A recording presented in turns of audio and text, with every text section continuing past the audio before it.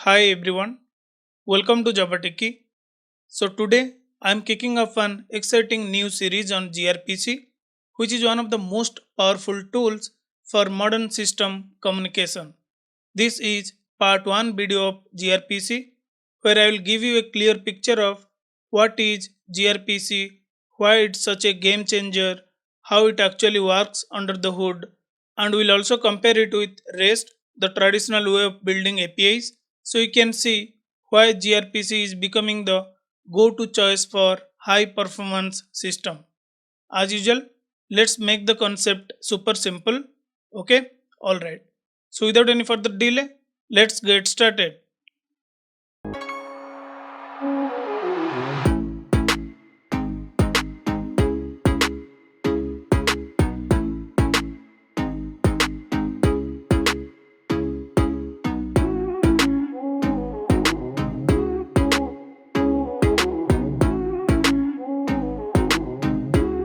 So let's understand what is gRPC. gRPC stands for Google Remote Procedure Call, which is a super fast communication system created by Google itself. It helps different applications talk to each other efficiently, even if they use different programming languages. It is designed for speed, low data usage, and real time communication, which makes it perfect to use for microservices, cloud apps, and different backend services. If you are unclear about this definition, then don't worry, you will get concrete picture about gRPC in a moment. So before we learning any concept, first let's understand the problem we had without gRPC, then it will be easy for us to connect the dots, right? Now imagine you are building an e-commerce application using traditional monolithic approach. In this model, all the business logic, whether it is for order, payment, tracking, all bundled together into a single WAR or EAR file and deployed on a server. One advantage of this approach is that since all logic resides in the same module, we can avoid multiple network calls. However, monolithic architectures comes with several drawbacks like tight coupling. Every component is interdependent, making changes difficult.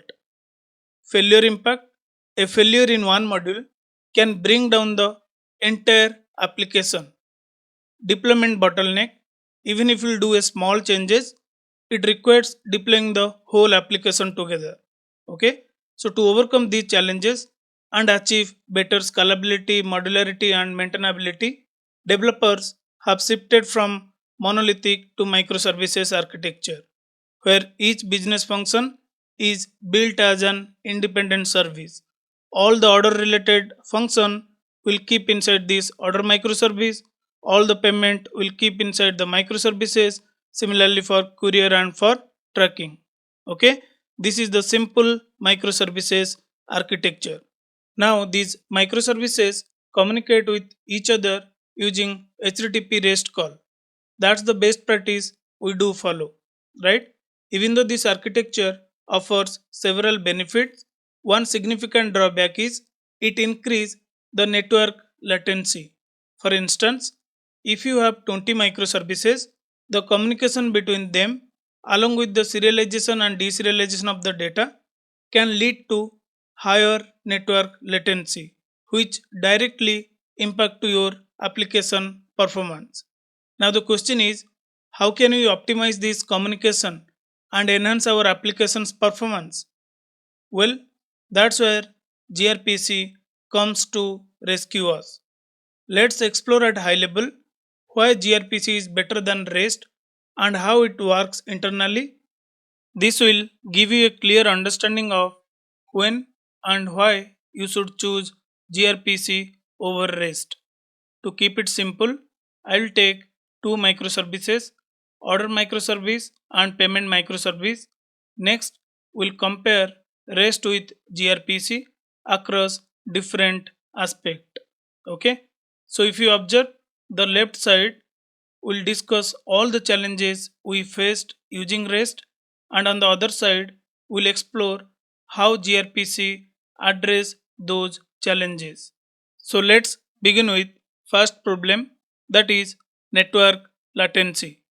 As you understand, REST API often struggle with network latency, which makes your application slower, especially in microservice or real-time system.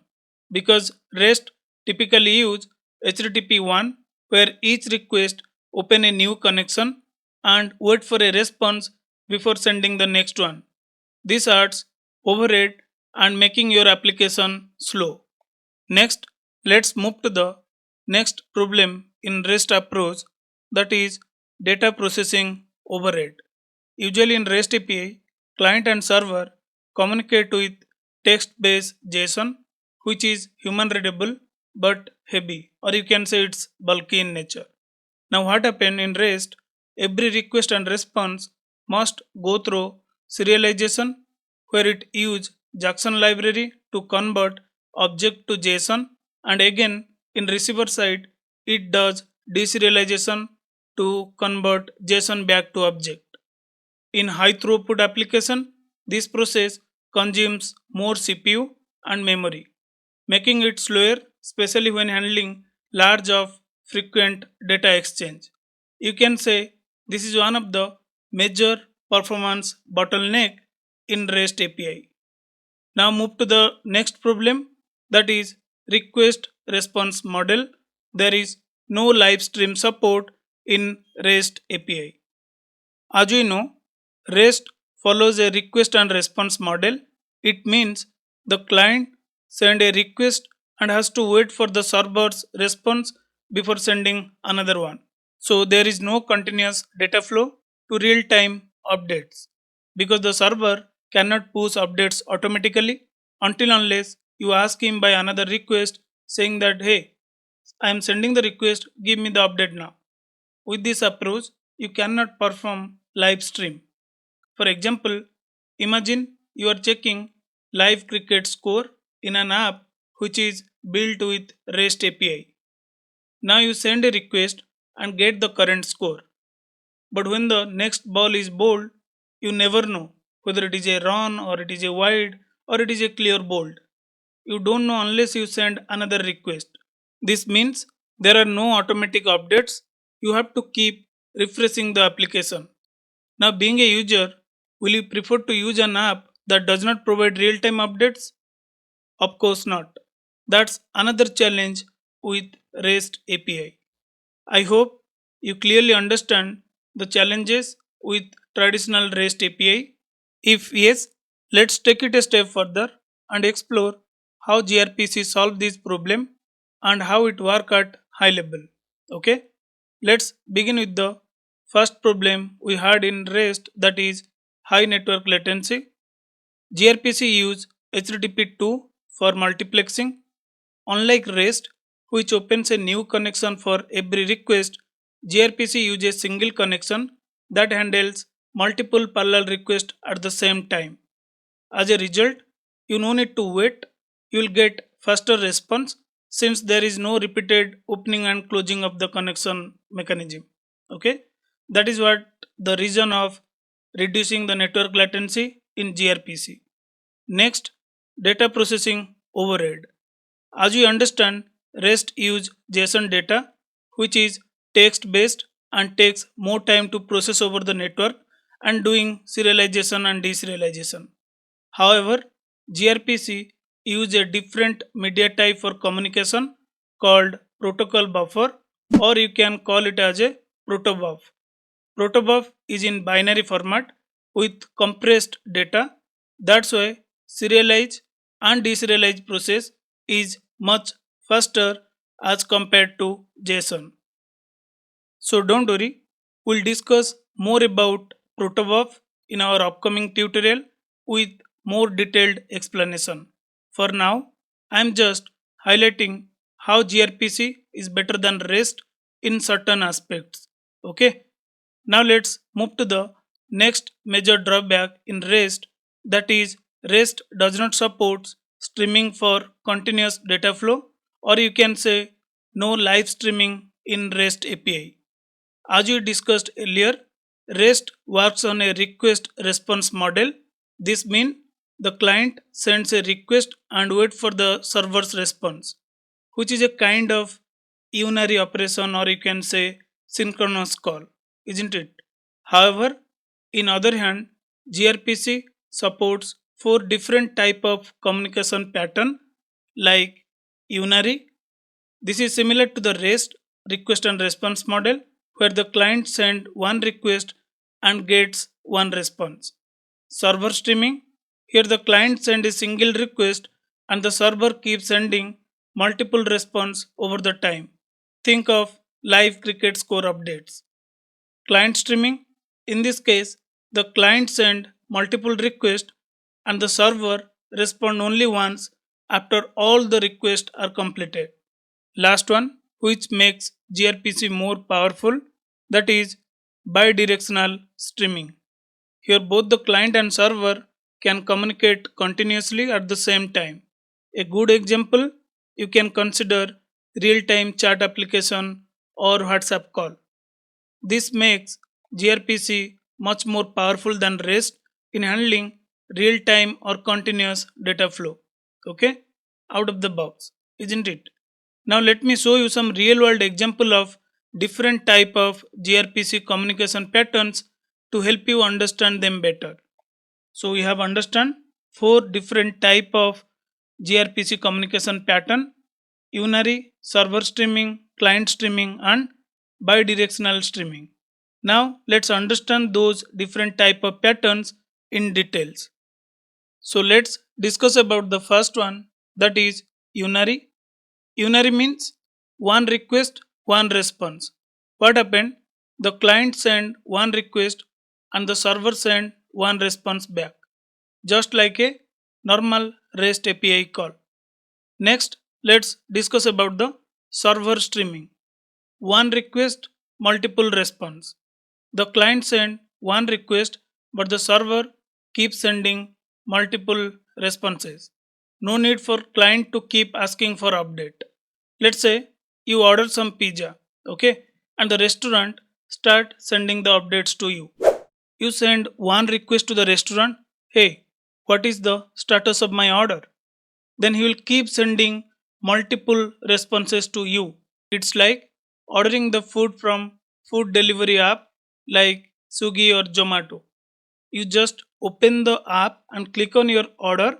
It will give you the continuous response. It will feed the continuous live update about your order. Okay, so you, instead of asking repeatedly, you just get updates automatically. That's what the benefit of server streaming. Now let's move to the next one, that is client streaming. Multiple request, one response. What happened? The client keeps sending multiple requests and the server respond once at the end. The server listen until all the data is received, then send one final response. For example, imagine you are uploading multiple photos to the cloud drive. Okay, so uploading photo 1, uploading photo 2, 3, these are your multiple requests and all photos uploaded successfully. This is the response, final response by server. Okay, so what happened in client streaming? You send multiple requests, but server will return once all the requests are completed.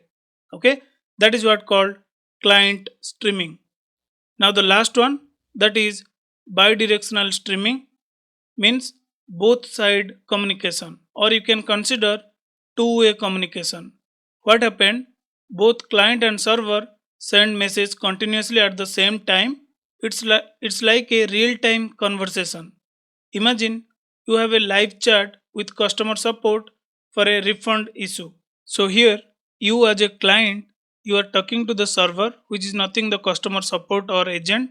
You ask him, hey, I need a refund. Then immediately he will respond you. Please share your order ID. Then will give your order ID. Then he will respond something and he will ask something. Like that, there is a two-way communication. Here what happening? Both client and server send message in real time without waiting for the previous message to complete. It feels like a natural two-way conversation instead of waiting for one side to finish before the other can talk. That's superb, right? So don't worry, I will cover each pattern with real-time example in my upcoming videos. Okay? Now let's summarize the key difference of gRPC and REST API what we just discussed. Okay? So the left part is the different aspect, and then REST and gRPC their comparison. So protocol REST use HTTP 1, however gRPC use HTTP 2. Data format REST use the JSON, which is large and slow to parse. However gRPC use Protobuf, which is small and compressed. Okay, so performance wise REST API is bit slow, however gRPC is faster. Okay, since the data is compressed and compact, it don't take much time to perform the serialize and deserialize. And the key point you need to understand, gRPC data or protobuf data is in binary format, okay, which is not human readable but machine readable. Now streaming support, REST don't have the streaming support, gRPC has the streaming support. In REST, it will create a connection for one request response cycle. In gRPC, multiple requests to one connection. Okay. Now best use for REST if you are designing the web app or simple APIs. But if you are dealing with the microservice, real-time application where you want to implement the live stream kind of concept or real-time data update concept, then you need to go for gRPC. Fine. Since this is just an introduction lecture, I hope you now have a clear understanding of what, why, and how gRPC works. If you have any doubts, I would suggest you to watch this video again for more clarity. Okay. So before we sign off, I have a question for you. We know gRPC supports live streaming, correct? But REST doesn't natively support it. However, with reactive programming and WebSocket, we can achieve live streaming in REST as well. So here is the big question. Why should we still choose gRPC over REST? Think about it and share your answer in the comments. The answer is hidden right there in this video. So in the next video, we'll benchmark REST versus gRPC to prove that gRPC is faster with real performance comparison. Today was all about theory, but next time we'll back it up with the real number.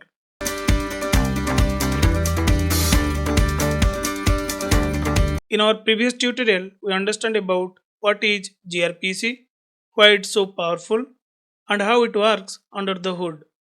But let's be honest, theory can feel like eating plain bread, which is not very exciting, right? But don't worry, today we'll add some more flavor to the plain bread so that you can feel its real taste.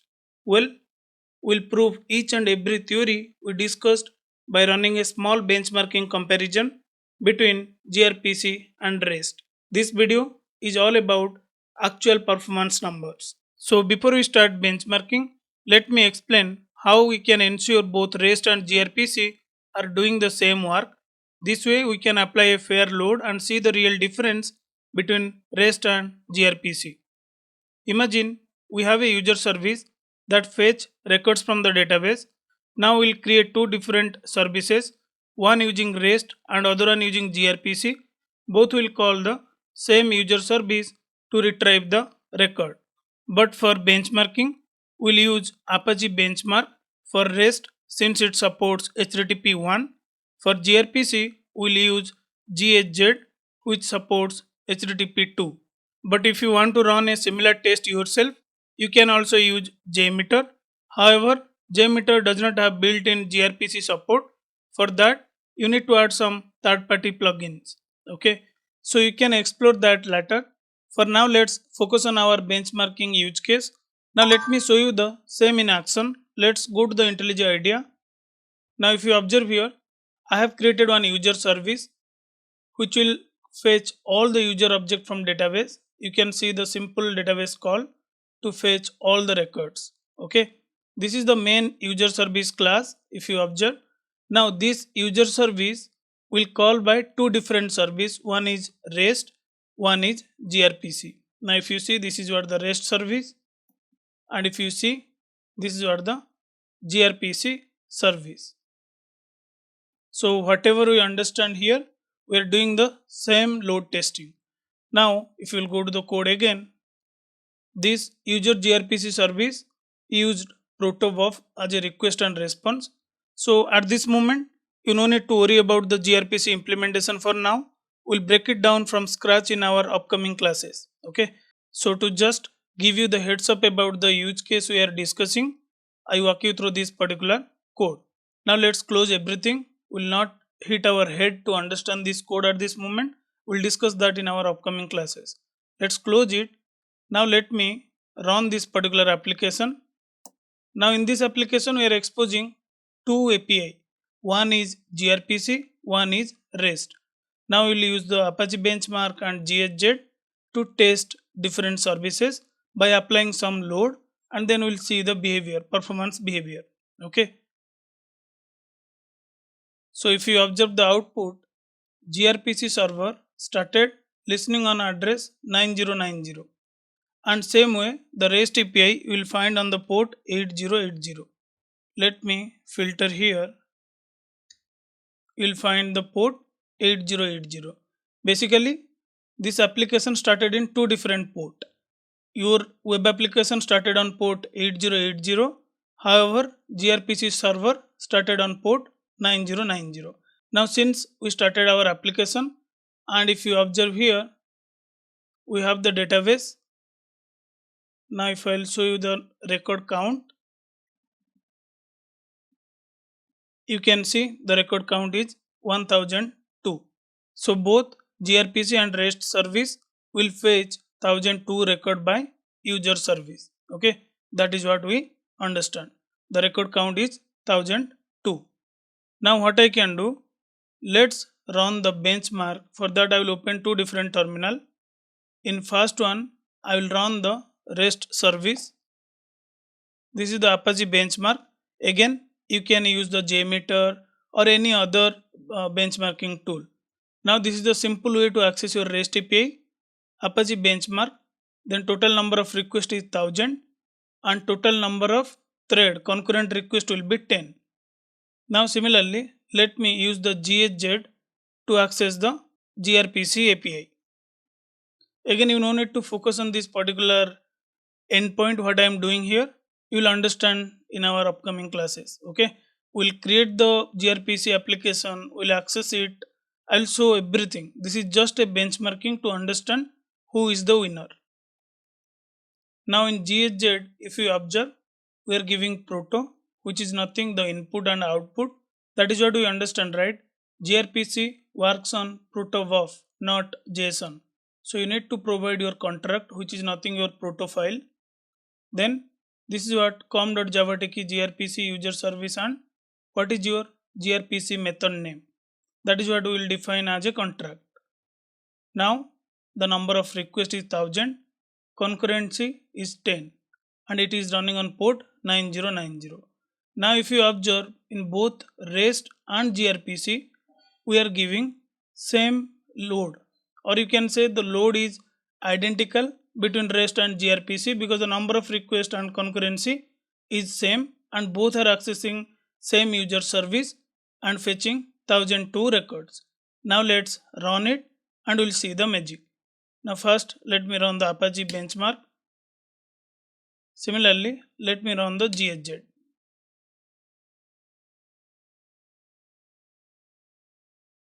Now we got the result. If you see here, this is just the number of requests it processed. So we are checking the Apache benchmark result now. Okay, then we'll compare this with gRPC. Now if you see here, this is what the concurrency label we have given. Total time take to execute the test, load test is nothing, 32 seconds. Complete request 1000, there is no failure. Then if you observe here, request per second, this is nothing your throughput, right? The number of requests it handled per second, that is what 31.05. Now let me keep a table to explain you. in REST, what is the throughput we found? 31.05. Next, if you'll check time per request, a single request, how much time it took to complete. That is the average time you can say, right? So that is 322048 in REST. So just copy this. This is nothing your latency. Okay. So latency in REST is this. So time per request, this is the mean across all the concurrent requests.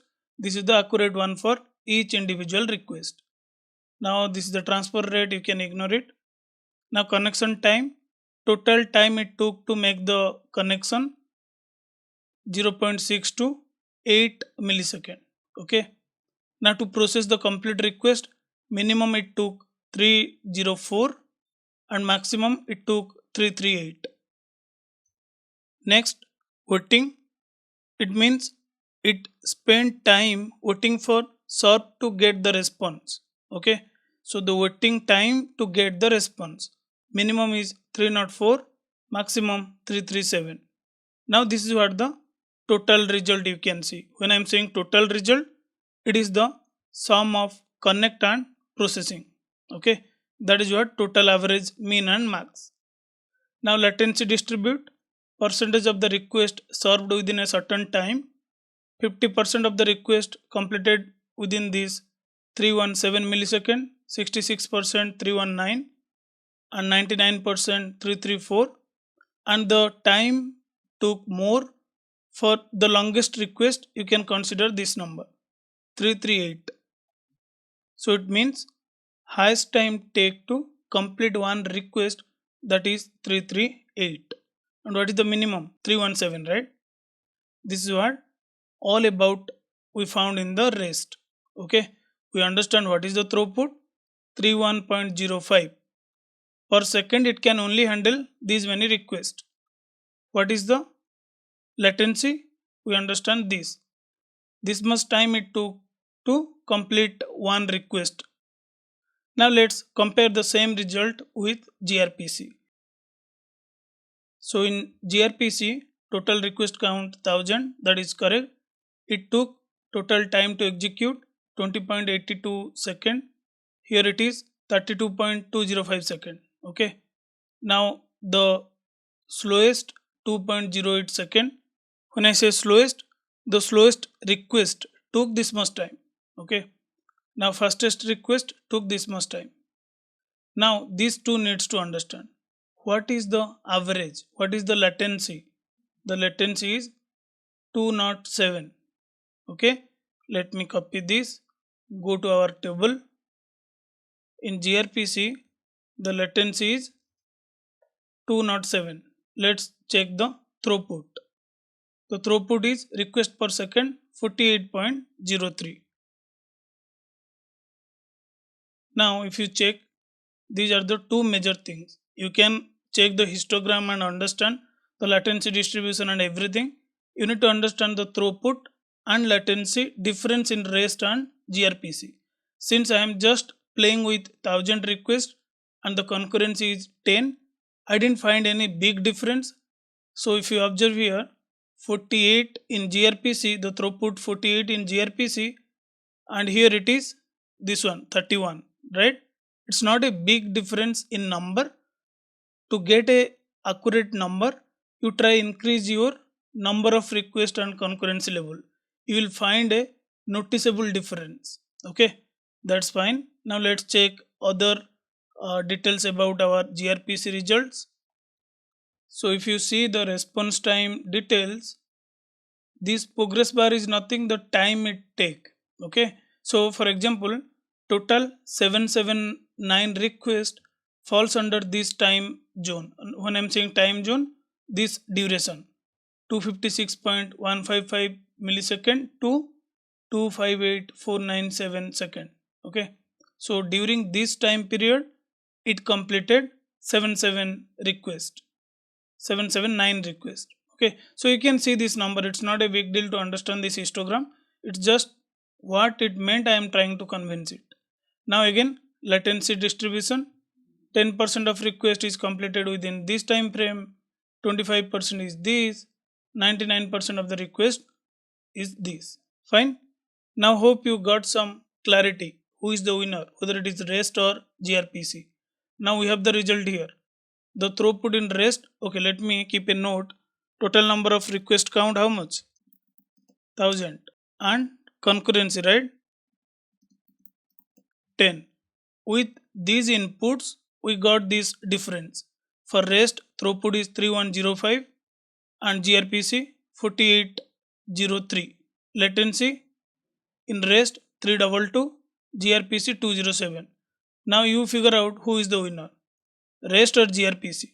Obviously it's gRPC, right? So make him winner here. So this is how you can add more load to find the accurate result. Again, this is just a benchmarking demo. I am just trying to convince performance wise who is the winner. Again, REST serve different purpose and gRPC serve its own purpose. Okay, so it's just in microservice intercommunication who is the best, who is having capable to handle more throughput and latency, who is not. That is what we are just trying to figure it out. So I hope you enjoy this lecture not just by listening to theory, rather we just prove with the real number. Fine. So in my next video, I will cover all you need to know about Protobuf to get started for real-time implementation of gRPC.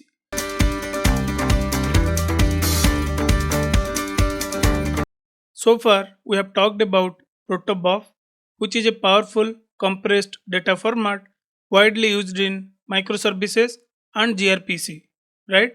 So think of it as a contract that defines how data should be structured and exchanged between applications. So if you observe, both product service and inventory service communicate with each other using Protobuf. It acts as the standard format for structuring their requests and responses.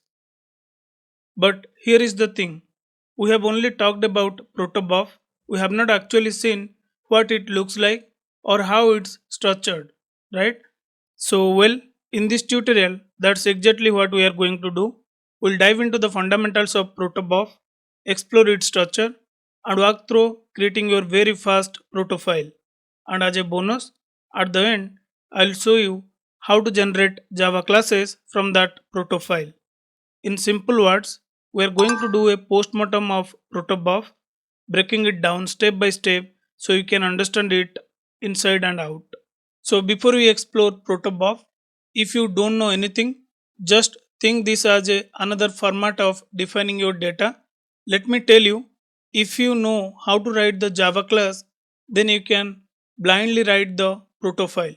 This is that much dead easy.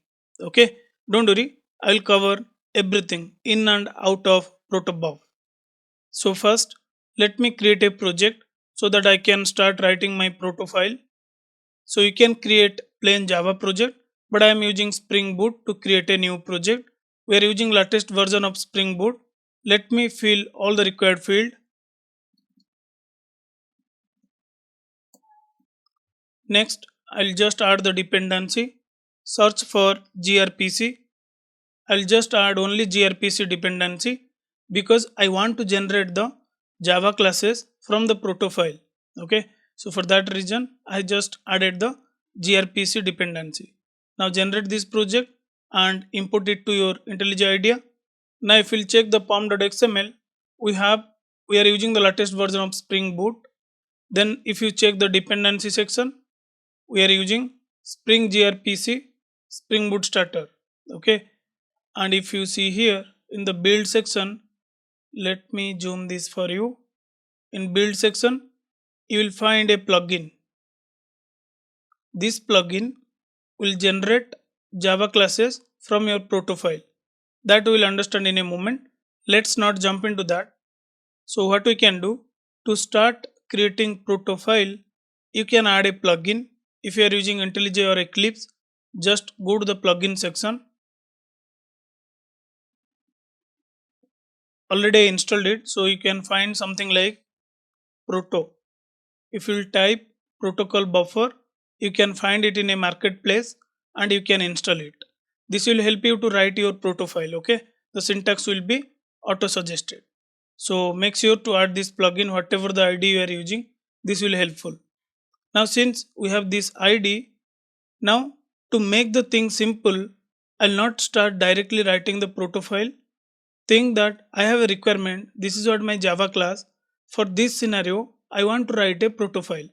Now let me show you a complex Java class. For that, we'll write a proto file. Okay. So imagine you have this employee class with different type of field, ID, name, salary, then list of department, map, then boolean, byte array for profile picture, instant, and you also have the getter and setter method. Now we'll write a proto file for this employee class. So we understand, right? This proto will act as a contract between service and client, and what they will send? They will send request in proto and response in proto. Imagine this is kind of request and response employee class. The reason I took Java, because I believe maximum of my viewers from Java background. So that is the reason I created this Java class to compare it with proto, or to give you the simple way to define the proto file effectively. Okay, so this is just a employee class. Now you need to think, what is the data type of ID? Int. What is the data type of name? String, double, list, map, boolean, and byte array. These data types are in Java, not in Proto. In Proto, the data types are different. So first, let's try to understand what are the different data type available in Proto, so that we can replicate this employee class as a Proto file. Now to make it simple, I have already list down and compare different data type in Java and Proto. In Java, we are using int. In Proto, it is int32. In Java, it is long. In Proto, it is int64. Boolean, just bool. Double, it is same. Float is also same. String is also same. But if you observe here, this is like a primitive data type in Proto. And byte array, we are using bytes in Proto. Okay, so there are many more data types. We'll cover them in our upcoming classes. Let's start with these data types. Okay, just keep it in your mind, which will help you while writing the proto file. Okay, now let's go to our project. Since we added the gRPC dependency, if you check the project structure, you'll find another folder called Proto. Okay, so inside this Proto, you can define your proto file, which is a contract. So let's create our first proto file. Create a new file. Just name it anything. Employee. Suffix should be .proto. You can see this icon, right? Proto icon. Now we'll start creating the data type. Just keep this class in mind. We are following the same. We are creating the proto file for this employee class. So I'll just define message employee. So the way we are creating Java class by defining class, similar way in Proto you can define message. Okay. Now just define the field. The first field is ID of type int. In Proto it is int32 and ID. Okay. Now what is the next field? Next field is name. So in Proto you can define string name. Okay, so just use this particular data type table, compare it, and just replace the data type in proto file. So if you observe, we are getting some compilation error. What it says? Field must have label in proto 2. It is expecting us to use the proto 2 syntax. So you can override that. There are different type of proto version. Proto 1, 2, 3. We are using proto 3. That is the latest version. Now we are getting some different error. Equal expected got semicolon. So just define equal. Now what else? Integer value expected got semicolon. So define the integer value 1, 2. I'll tell you what is the purpose of this number. Okay, don't focus on that at this moment. Let's move to the next field, that is salary, right? Just define double salary. Now define the integer value. For now, just think it as a tag value or just a number to this particular field. Don't think that this is the default value assigned to this particular attribute. Like Java, the way we are defining the value, it's not like that. It's just a number you need to define for each field. What is the significance of it? I'll tell you in a moment. Now let's define the all other field. Department, right? Department is another class. So let me create another class in Proto, which is nothing message department.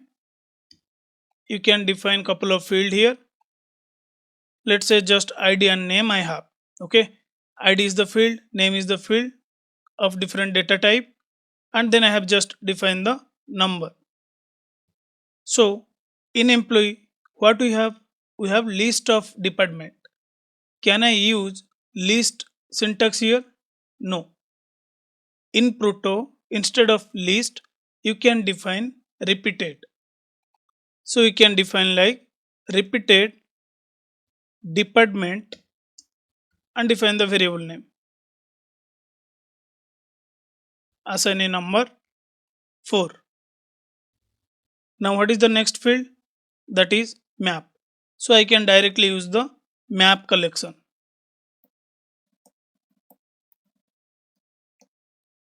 Next we have the is active, right? So this is boolean. In Proto you can define bool field name, then just define the number.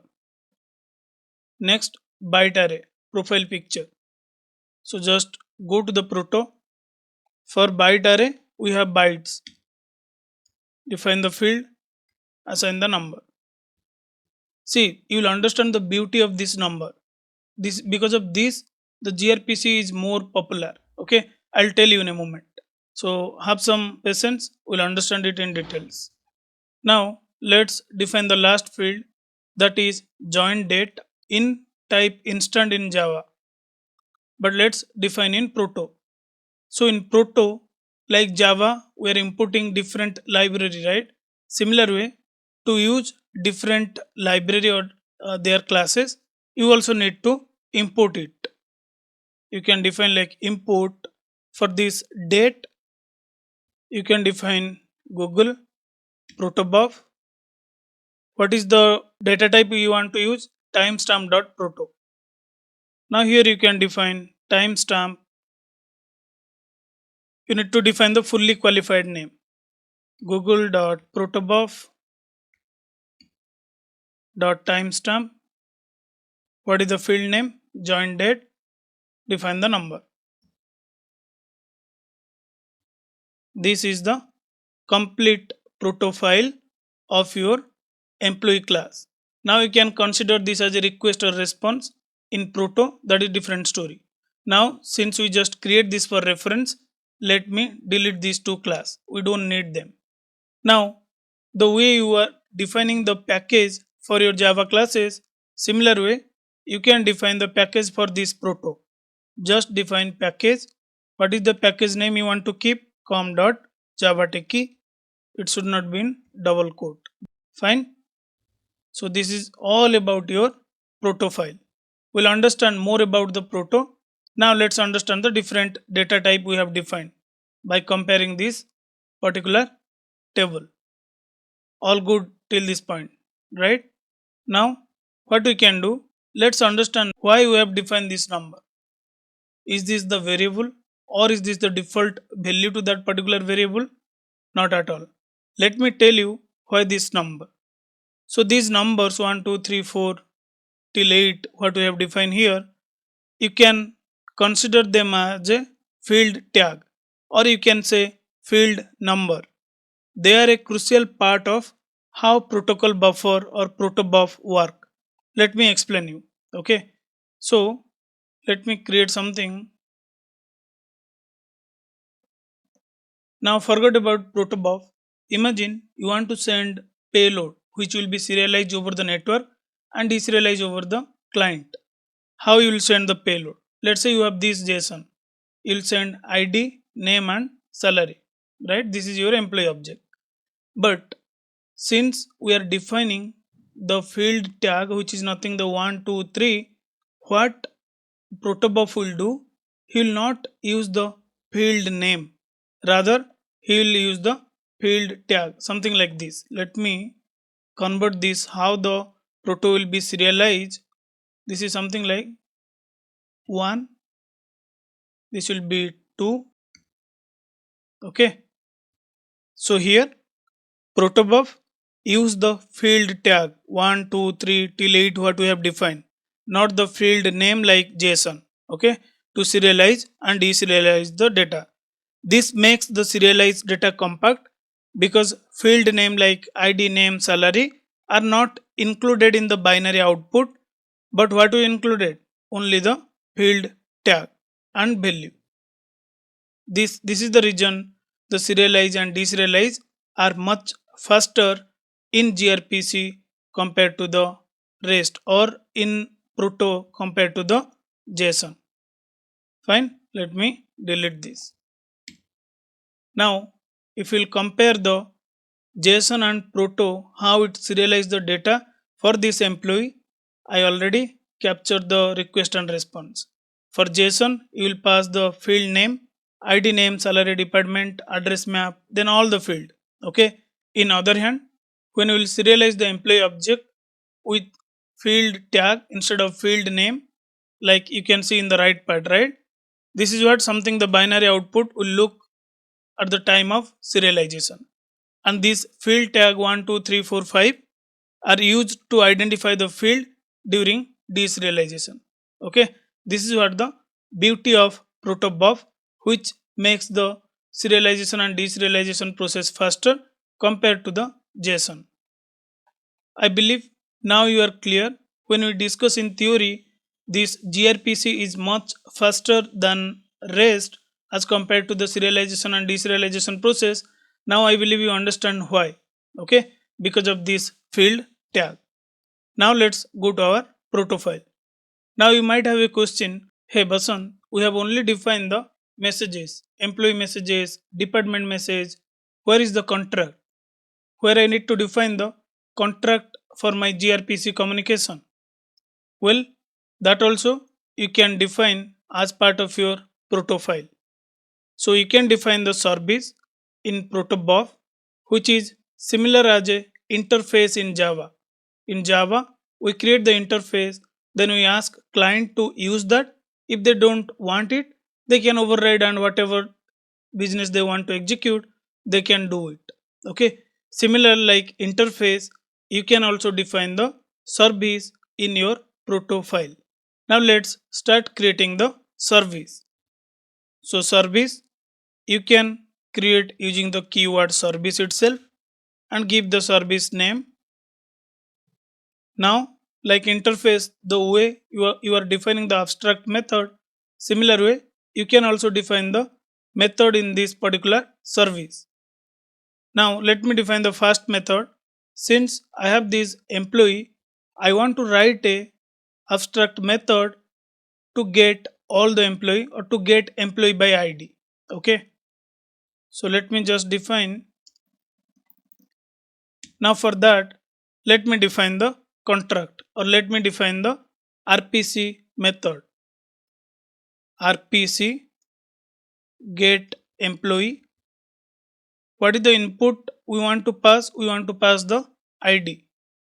In gRPC or in Proto, you cannot pass the single field. You must need to pass a message as a input. For example, for to pass the ID, what you can do? You can create message employee request, then you can define your field. Similar way, the way you are creating your request detail and response detail in Java, similar way you can create request and response to pass in your method. Okay, so let's say I just want to pass the ID. I can do this. Okay, employee request. And what is the return type you are expecting? I want it to be return employee. So since we already have the employee class with this field, I don't want to write again the request class. You can use it different request and response for your method like DTO, but let's use what we have. Okay, let me comment this for now. We'll pass the employee as a request and employee object as a response. Now I want to write a method to add an employee. So RPC, just define the method. Now what is the request you want to pass? Employee. What is the return value you are expecting? Same employee. Now let me define another method. Get all the employee. So I will define RPC get all employees. Then what you want it to return? List of employee, right? So for that what you can do?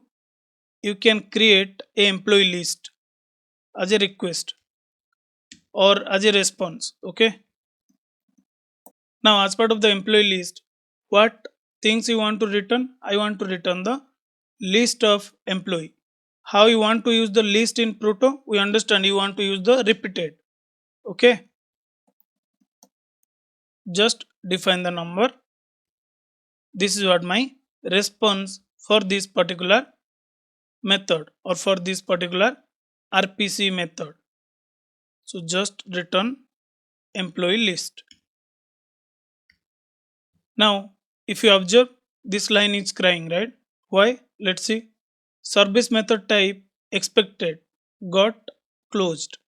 So in RPC or in gRPC, in proto signature or syntax, you cannot keep anything empty. Even though it's get call, you don't need to pass any parameter. You must need to provide something. Otherwise, gRPC or Protobuf won't understand. So we don't want to pass anything. Rather, we want to pass empty here, right? So just create a empty class or empty message. Just pass it here. Now he is happy, right? So there are some syntactical changes you will understand once you will start working on it. Like in get, you must need to pass the parameter. Even though you don't want it, you must need to pass the empty parameter. How you can effectively build the request and response to complete your contract. That is the crucial part you need to understand. Okay. So this is the simple proto class we have defined. All good. Now let's go one step ahead and try to generate a Java class for this proto file.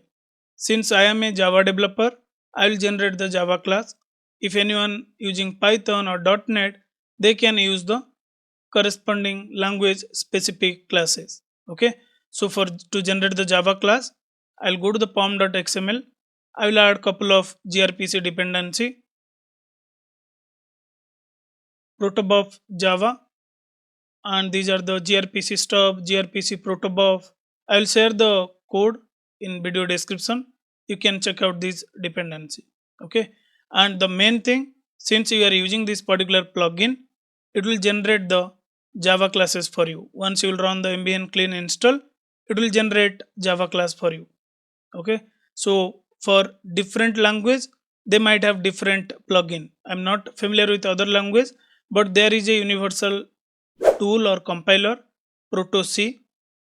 You can use that to generate the Java class for different language. So again, we'll discuss that in our upcoming classes. Since we are Java developer, we can go with this particular plugin. Fine. So I have added the plugin, I have added the additional dependency, we have the proto file. Now let's execute the mbn clean install. So I'll go here and I'll just run install.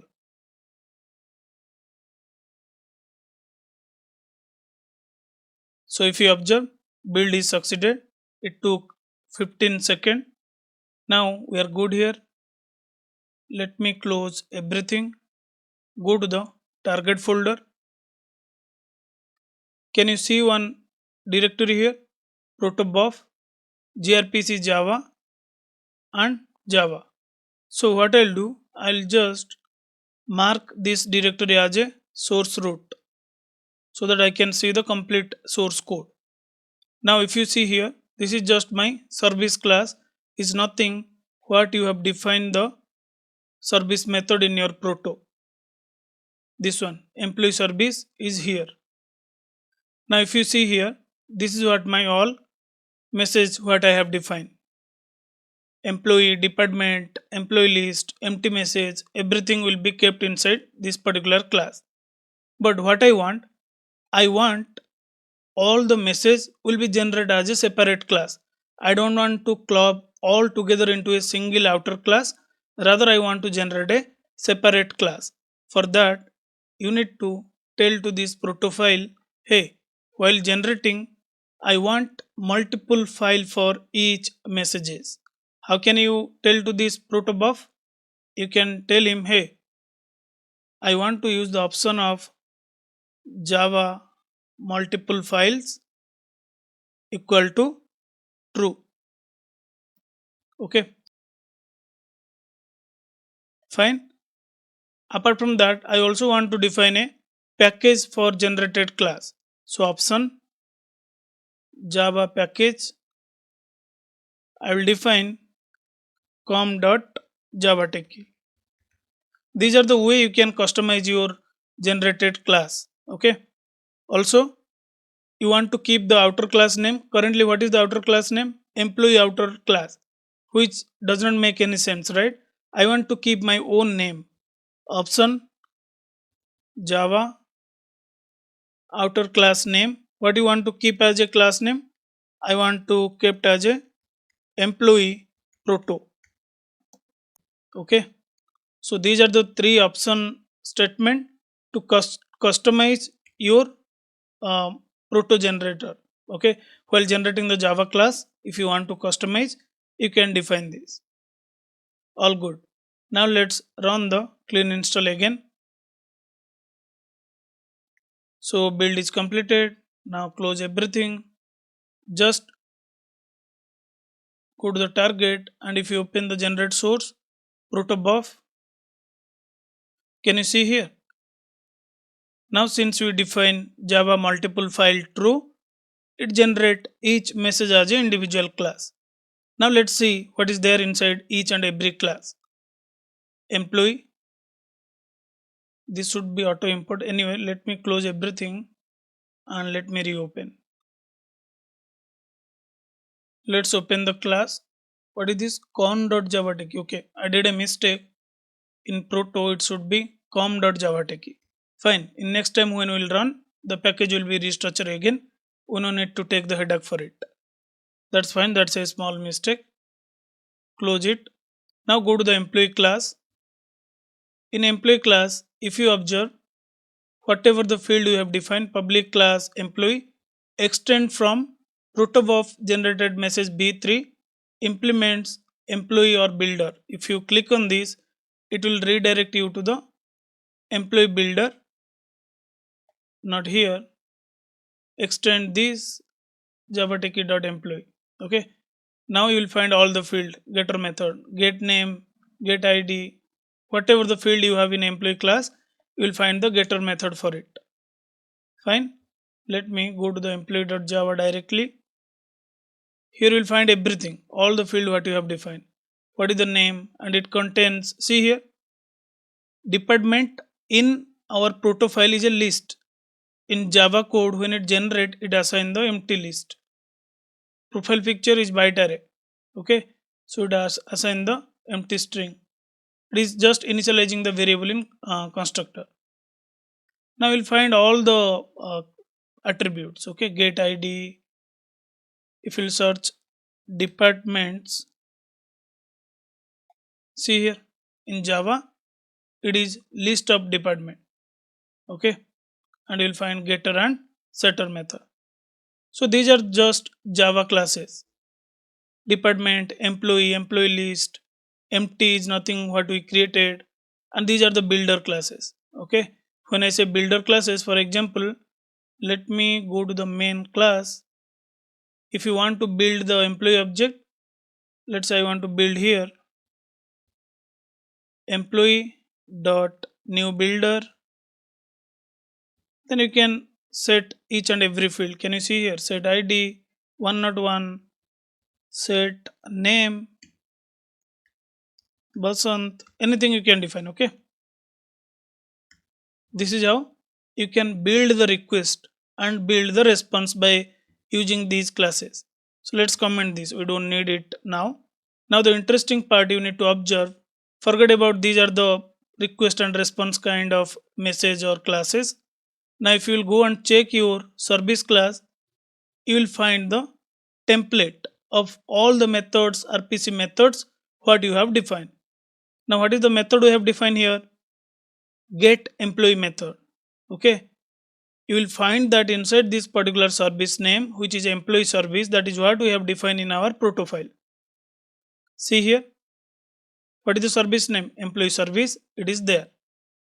Now this is what the get employee method.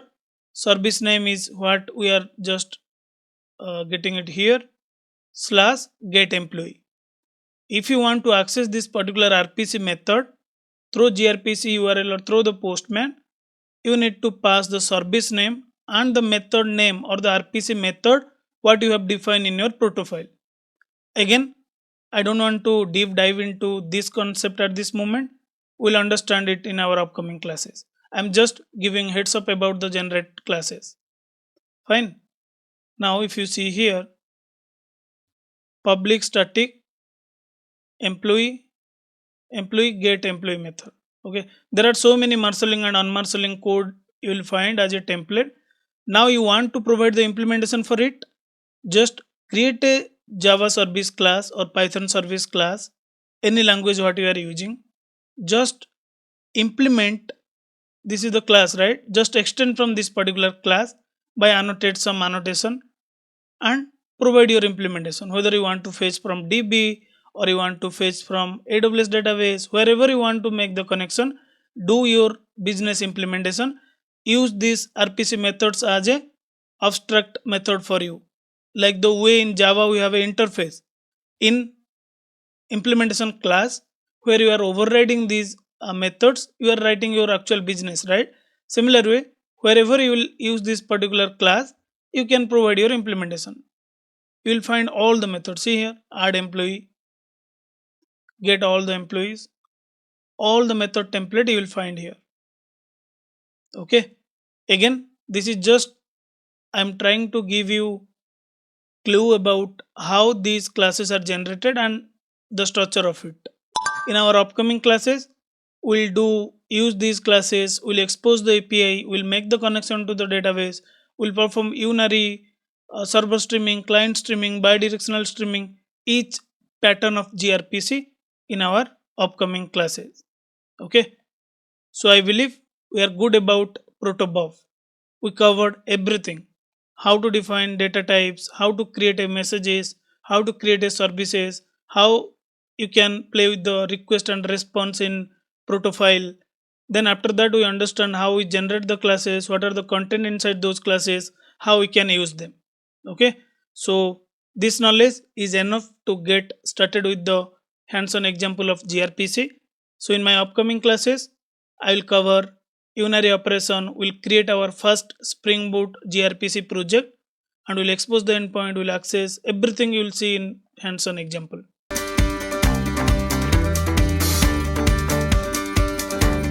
So by now I am sure you have got a solid grip on gRPC basic. If yes, then let's go one step ahead and dive straight into some hands-on coding with Spring Boot and gRPC. As you understand, REST supports only request and response model. However, gRPC supports 4 different type of communication: Unary, server streaming, client streaming, and bidirectional streaming. In Unary, you send a single request, server will give you the response back.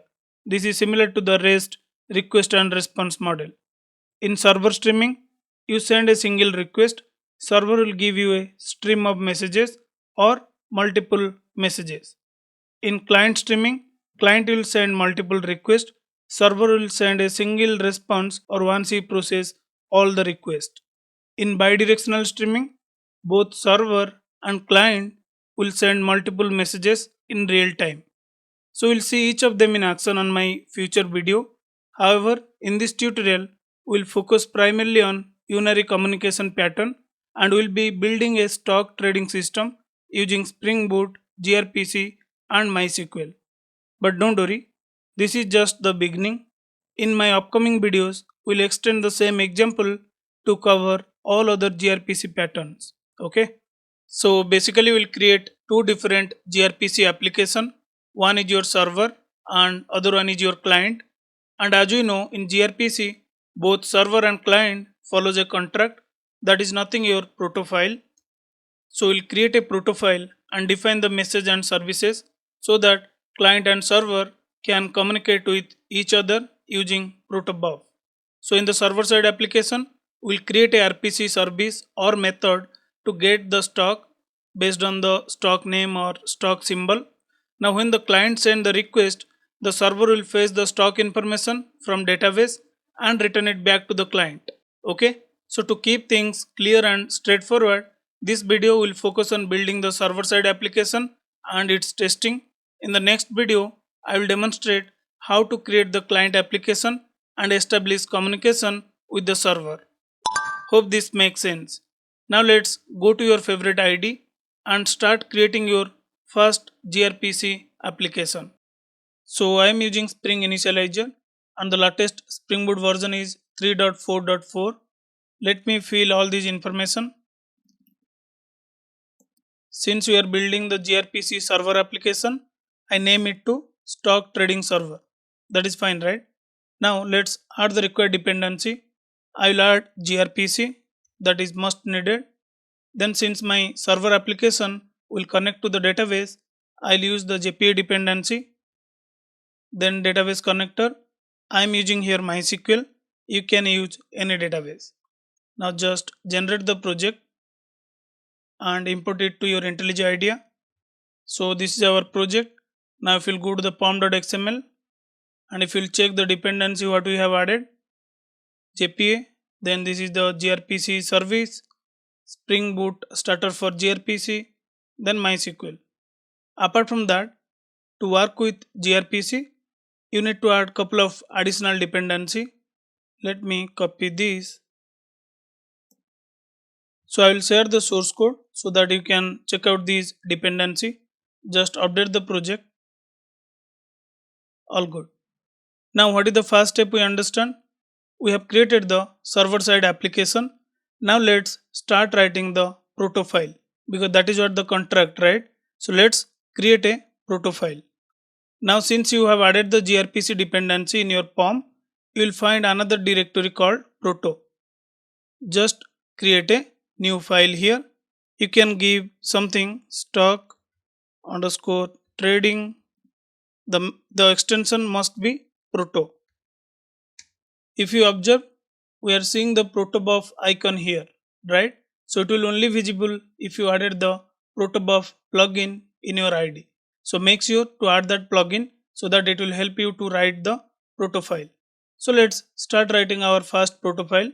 Before that, if you are not aware about Protobuf and its signature, I would strongly suggest you to check out my previous video. Otherwise, you won't understand anything what syntax I am writing here.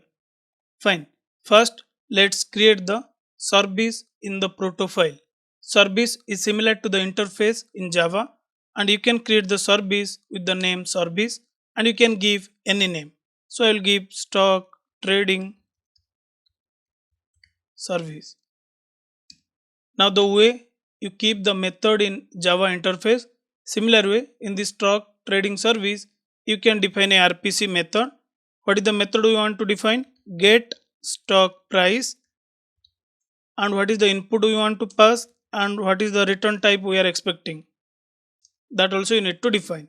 So in gRPC, you cannot pass the individual parameter or individual field, you need to pass a request object. So I will just define stock request, and what you are expecting to return, I want it to return stock response. So we are getting some compilation error because this stock request and stock response is nothing, it's like a DTO in Java. Okay, so you need to create these classes. So to create this class in gRPC, you need to use the message stock request, then you need another message stock response. Okay, see, it's very simple, right? This is the method, and this is what the request is nothing, a new class in Java, and this is what another class in Java. But in gRPC term, we'll call them as a message. Now, what is the input you want to pass as part of the request, or what is the field you want to keep as part of this request? That is up to you. How you want to design your request and response, that is up to you. So for now, let's make it simple. As part of the stock request, I want to pass the symbol as a input. Okay, so define string stock, this is the input. Now this is giving the compilation error because we have not defined the which proto version you want to use. So I want to use proto 3. So you won't find any error. We are good at this moment.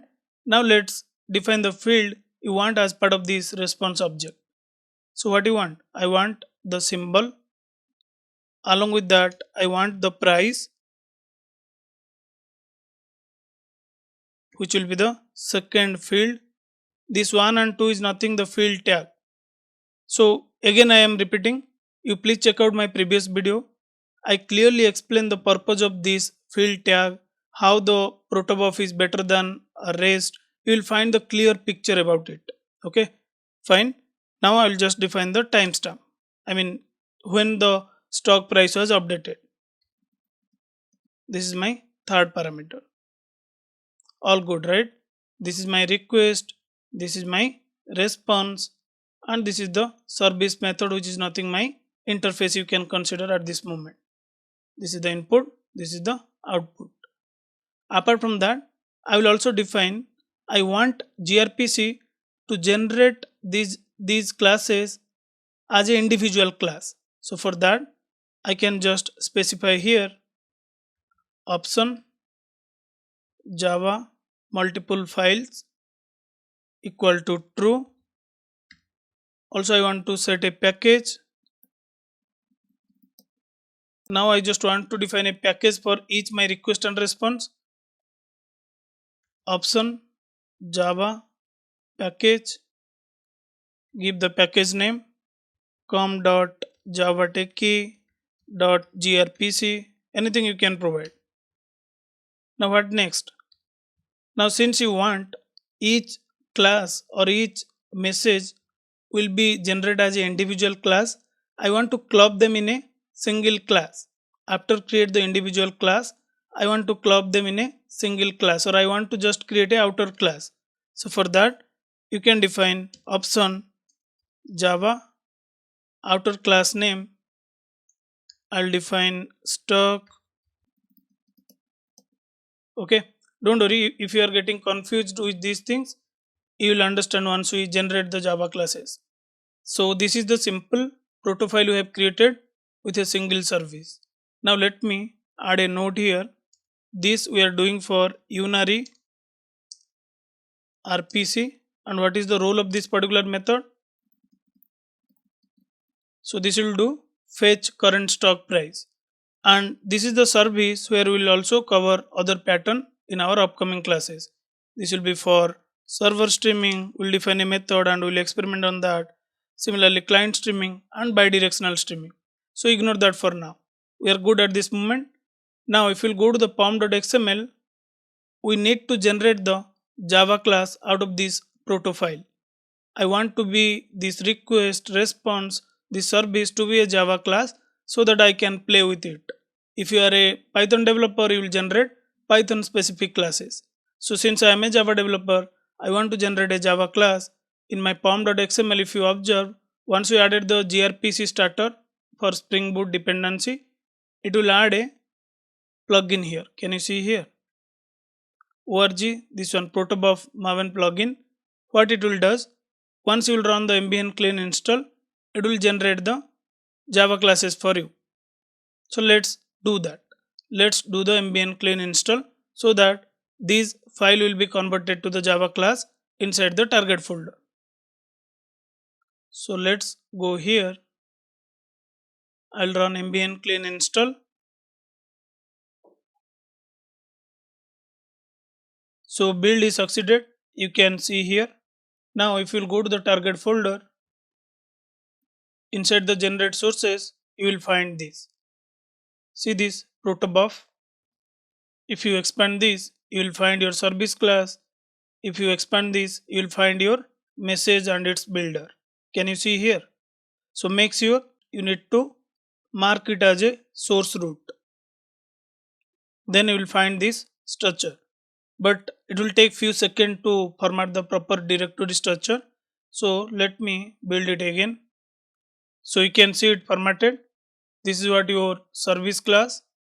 If you see here, this is the name of your service, and the method RPC method what you have defined, this one, get stock price.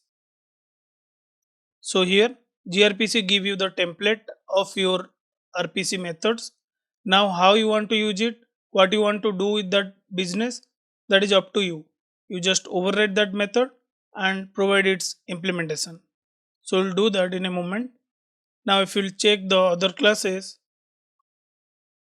this is your stock request, and if you see we are giving only one parameter, that is stock symbol. Similarly we will find stock response with these two parameter as a constructor. Okay.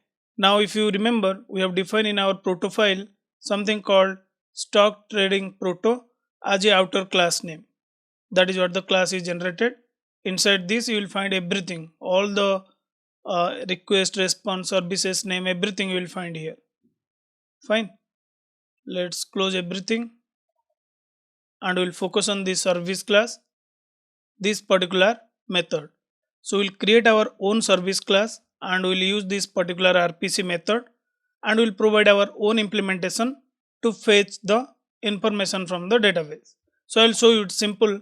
So if you go through this source code, it might confusing you because there are so many classes and methods. We'll understand each of them once we start implementing those things. Okay, no need to hit your head at this moment, just ignore for it now. Now let me create a service package, create a class. So I'll name it stock trading service IMPL. Then what I'll do, I'll just annotate this @service, right? If you'll annotate this with @service, it won't be exposed as a gRPC service. It will behave like a plain Spring service component. So we'll not use this annotation. What we will use? We'll use the annotation called gRPC service. So if you will mark the class with @gRPC service annotation, then this class will be exposed as a gRPC service by gRPC server. Okay, so make sure to use this particular annotation when you are exposing any gRPC service. Now this is what the implementation class we created, but I want to use the RPC method what is generated by the gRPC, right? This is what we have created. If you remember, in our proto file we have defined the service name. I want to use this particular service, so just go here, and since that is the class, if you observe here, this is the class, we can extend it from our class. Extend, just add the correct import statement. Fine. So we are just using this particular class. Implementation class is generated by the gRPC. This particular IMPL class again extend or implement from async service who is having your method. RPC get current stock price. Fine. Now let's go to our code. Now override the method. To override the method, what is the method name? Get stock price. Just override this particular method. Now observe one interesting part here. What is the method return type, guys? It's void, right? Then when I will access this particular gRPC service from postman or from the client, how it will return me the value, because the return type itself is void. Now you need to observe, we have defined one parameter to this particular method get stock price while define the contract or while define our service. But in code, can you see it added another parameter, something called stream observer? This is the guy who play the role to stream the data to the client. So if you observe this stream observer having on next method, on error and on completed. So whenever you will send the response, you will use the on next so that it will keep emit the response to the client. If there is any error, you can say that okay, there is error, this is what the error message. On complete will signal to the client saying that okay, task is done. Fine. So this on next is the guy who keep emit the event or message or response from server to the client. That is the reason we have this response observer which is of type stream observer. Just remove this, we don't want to use the super class logic. Rather what we want to do, we have the request. In that request you will find what stock symbol or stock name, whatever you can consider. Then pass that stock name and get the stock object from database. Then map the response object and return it back, or just attach to the stream observer. This is what the business logic we want to perform here. So we can return some hard coded value. Since we want to integrate with the database, let's make the application little bit realistic so that you can feel better. So already I created one DB called stock. You can see here I have this particular table with the field ID, stock symbol, price and last updated timestamp. So we'll use the same table. Let's create an entity first. I will go here, I will create another package. Just create the entity class. It's simple, guys, right? So there is nothing. If you observe, we have the class called stock and table name I want to keep the same with what I have the table. Then ID which will be auto generated, stock symbol, last updated time. Currency you don't need, remove it. ID, stock symbol, price and last updated. Now just add the getter and setter method. Now let me create a repository class.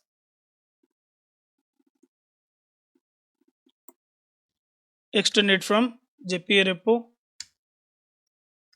Key is nothing, your model or entity which is stock. Value, what is the data type of the primary key? Let's check that. It is long, right? Just give here long. All good. Just go to your implementation class. Next, what is our first step? First we'll fetch from the DB based on the symbol. So since we created the repo, just inject it here.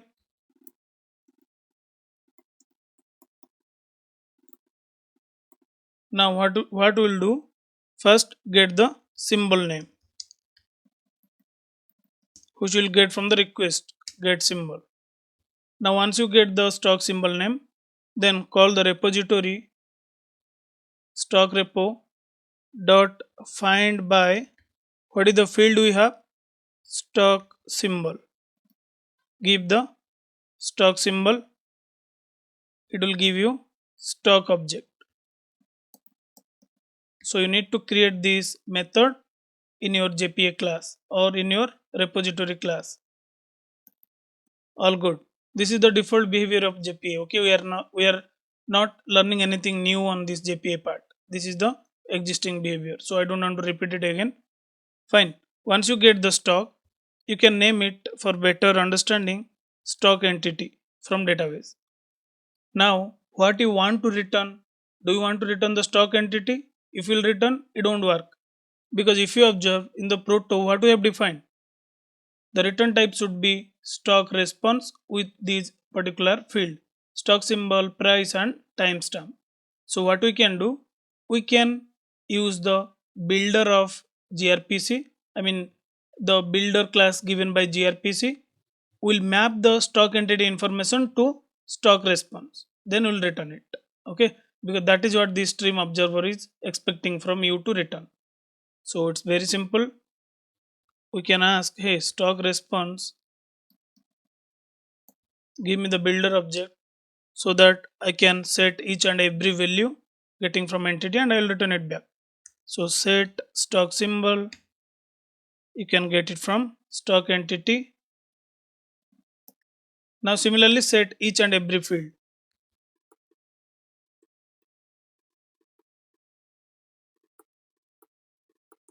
Just build the request. What it will return you? Stock response object. Now we need to send this stock response object to this response observer. Okay, response observer dot next. Can you observe here what is the argument it is expecting you? It is expecting you to pass stock response. Once you are done with that response observer, I'm done with it. Uncompleted action. You can handle the exception scenario that I will cover in upcoming video. So if there is a, if let's assume you are not getting the stock entity, now it will throw the error here, right? How will you handle that? We'll cover that in our upcoming videos. For now, let's go with the happy scenario. So we are good with our implementation, but we need to do few infra setup. When I'm saying infra setup, we have added the database related stuff, but we have not configured the data source properties. So just go here, application.properties file, add the spring data jpa specific properties, driver class name, url, username, password, then these jpa specific properties. Now also you need to tell to the spring framework, hey, run this application as a gRPC server. I am giving you the port where you need to run. For that I can create another file. You need to define gRPC server on which port you want to run. Just define the port. I want to run on port 9090. Then along with port 9090, I also want to enable reflection. So port is fine. This is what the port gRPC server will up and running. Why did I added this enable reflection true? If you added enable reflection true, then only you can test it through Postman or any third party command line tool. So that way it will expose the service outside to the application and you can test it out. So you can consider this enable reflection true is similar to the Swagger in REST. Okay, so this is what the minimum things you need to configure to start your gRPC server. I believe we are good at this moment. Now let's run our application and we'll see how we can able to access the service what we have defined, whether it is able to fetch the stock based on the stock symbol from the database or not. Okay, go to the main class, spring main class, just run it. So it started.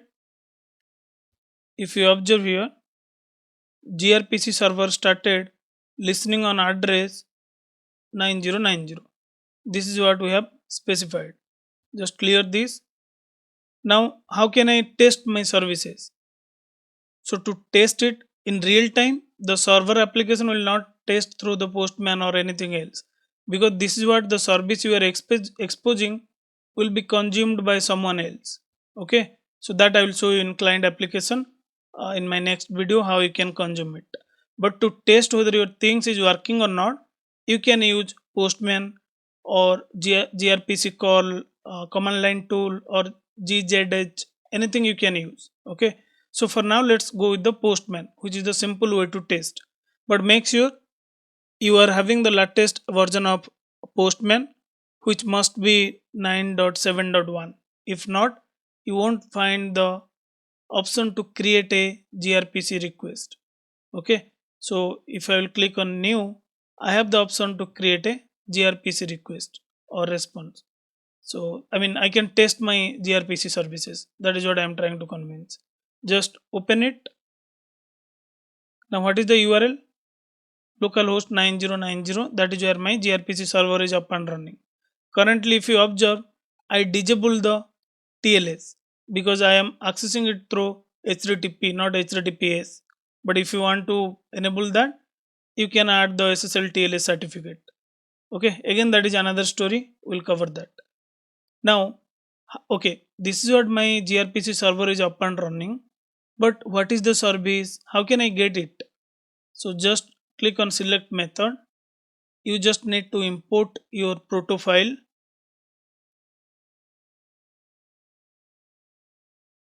This is what the proto, right? Open it, then go to this select a method option.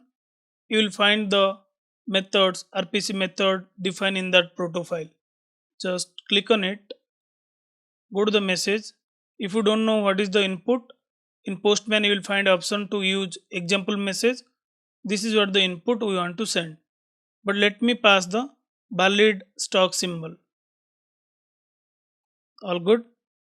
Stock symbol of Google I want to test. So once you will send the request will go to this particular service class which you annotate with @grpc service and extend from the stock trading service gRPC offered by this IMPL. This is what the class generated by gRPC, not by me. Okay, now let's test it out. Can you see the result? Stock symbol is this, price is this, timestamp is this. And another things to observe here, what is the status code? 0. In gRPC, 0 means okay. Like in REST, we have 200 means okay, right? In gRPC, 0 is the okay status. Now let's check with other stock symbol. We got the response. So we are good here. Our server side application or gRPC server application is working as expected, and we are also successfully expose our first gRPC service. But there is a question, if you observe here, what is the input we are giving? JSON, right? What is the response we are getting? JSON. So don't confuse with this format. Since we are using the Postman, Postman is just a medium to communicate with your gRPC server. So that is the reason Postman understand this JSON. For user convenience, they are offering you to pass the JSON as a input and response. So once you will give the JSON internally, while serialize, Postman will convert it to the Protobuf. While deserialize, Postman will convert it to the Protobuf. This JSON to Protobuf as part of response. Okay, but in real time, you are not going to use JSON. This is just we are doing for testing. In real time, since you expose the service, someone will consume it with your raw Protobuf data. Okay, so you can ignore it for now. Okay, so I hope you enjoy the video and get the clear picture of how to design gRPC server application. In the next video, we'll develop the gRPC client and we'll also understand how to connect to the server step by step.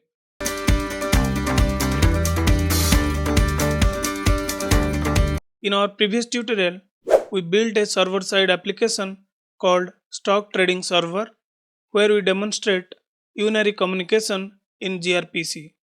But what is the use of a server without a client, right? So in this tutorial, let's build the client application and see how it can communicate with the server to consume the gRPC services. So this is the server side application we have created using gRPC, and if you check its implementation, we are exposing only one single RPC method or gRPC service called get stock price, and we are giving the input as a stock symbol. Okay, this is what the simple implementation we have done for gRPC server side application to fetch stock price based on the symbol from the database. So if you missed the video, just check out it. I'll share the link in video description so that you can refer that. Now let's quickly create our client to access this particular RPC method. Now let's go to the Spring initializer. We are using latest version of Spring Boot, that is 3.4.4. Now let me add all these field. Since this is my client application, I'll name it stock trading client. Then we'll just add a dependency. We need only gRPC dependency. Okay, all good. Generate the project and import it to your IntelliJ IDEA. So this is our client application.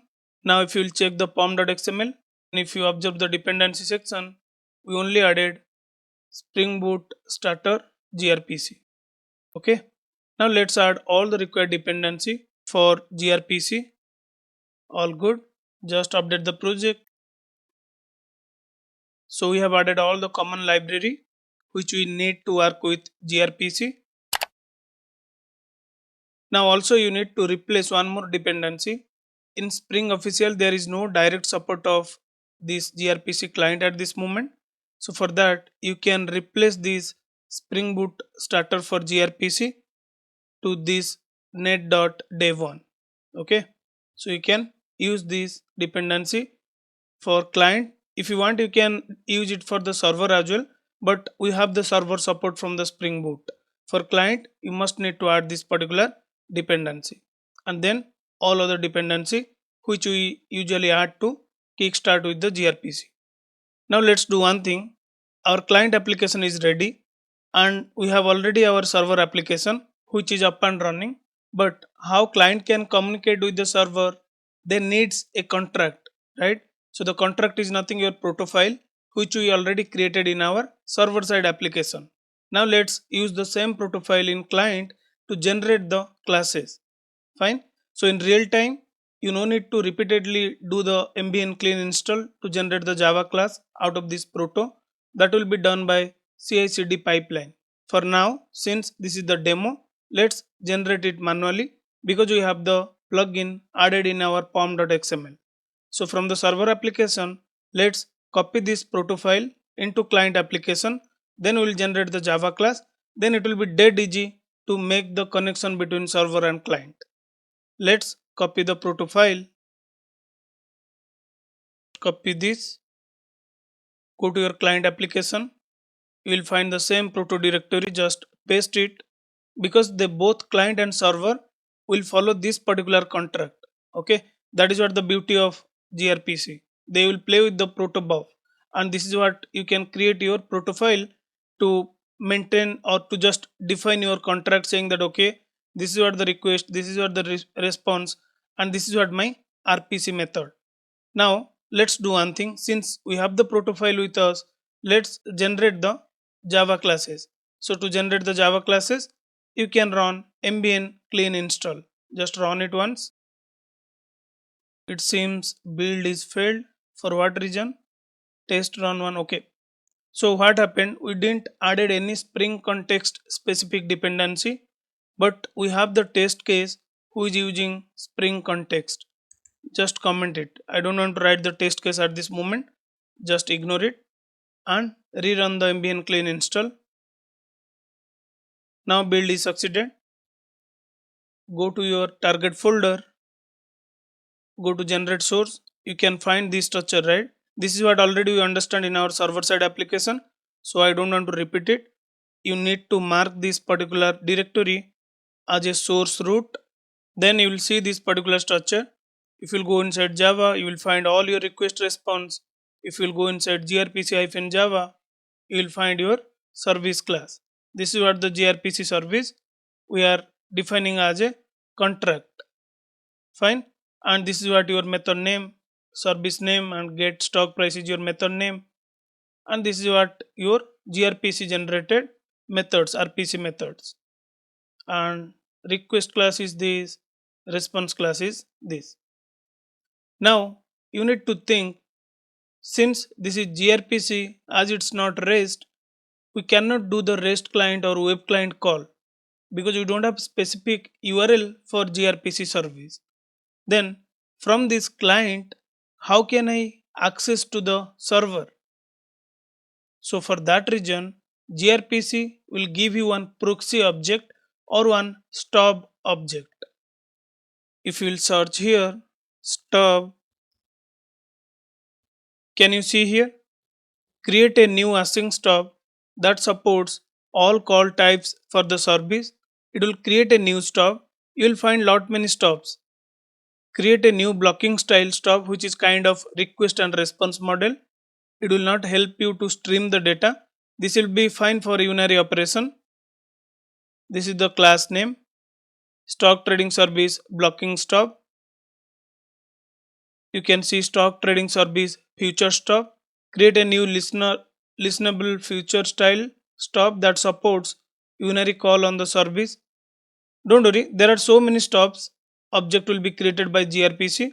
We'll understand once we'll start use them in our upcoming classes. Okay, fine. Now let's use the blocking stop at this moment. Just go to your project, create another package. Let me rename the package. Now in the service, we'll create a class, then annotate @service. So in client side, it will be fine. You just need to define that as a bean which you want to test or which you want to access. This is not a gRPC service or this is not a gRPC server application. Since this is just a client, I want to consider this as a bean. Now, what do you understand? How can you access the gRPC server using stop? For that, what I can do, let me inject the stop. First, let's use the blocking stop. Blocking stop is correct fit for Unary because we are relying on the request and response model in Unary, so you can use it. But this blocking stop you cannot use for server streaming, client streaming, and bidirectional streaming. For that, you need to use the actual stop instead of blocking stop. When I'm saying actual stop, that will be your async stop. Now just define the variable. Now the interesting part, you need to annotate this with @gRPC client. If you observe, this annotation came from this particular dependency what we have added. But if you use the Spring Boot starter dependency, you won't find this option. Now here you just need to define the name. Any name you can provide. Let's give the meaningful name. Now this stop will be registered as a client. Okay, so you can use this stop to call any method from your server. So if you remember, we have the method called get stock price who need the request as a stock request and return type as a stock response. Right? This is what our method or RPC method structure we have defined in our server or we have defined in our proto file. If you observe here, this is what the method, right, which is already exposed by gRPC server and we are just trying to consume from here. So let me define this. Now we can simply call service blocking stop dot get stock price. What it expect? It expect the request. So just build the request and pass it. So we'll directly call this method from the main method. Better let me pass the name here, the input, which is stock symbol. Now we'll build a request here.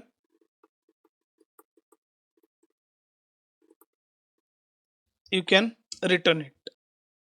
This is what the stop. Using stop we can happily call the server side RPC methods. Now let's test it. So to test it, you have multiple options. You can write your JUnit test case. You can define a REST endpoint and call this particular method. Again, you need to play with the JSON for your testing. But a quick testing, you can go to your main class. Just use implements from command line runner. Override the run method. Then inject your client service. Now you can use stock client service dot get stock price. Hardcode the symbol at this moment. Let's check in our DB. Okay, let's take this particular symbol. We can print some statement so that we'll get it in the console. gRPC client response. Now when you will call this particular method, it will use the stop, that is what we are defining in our client class.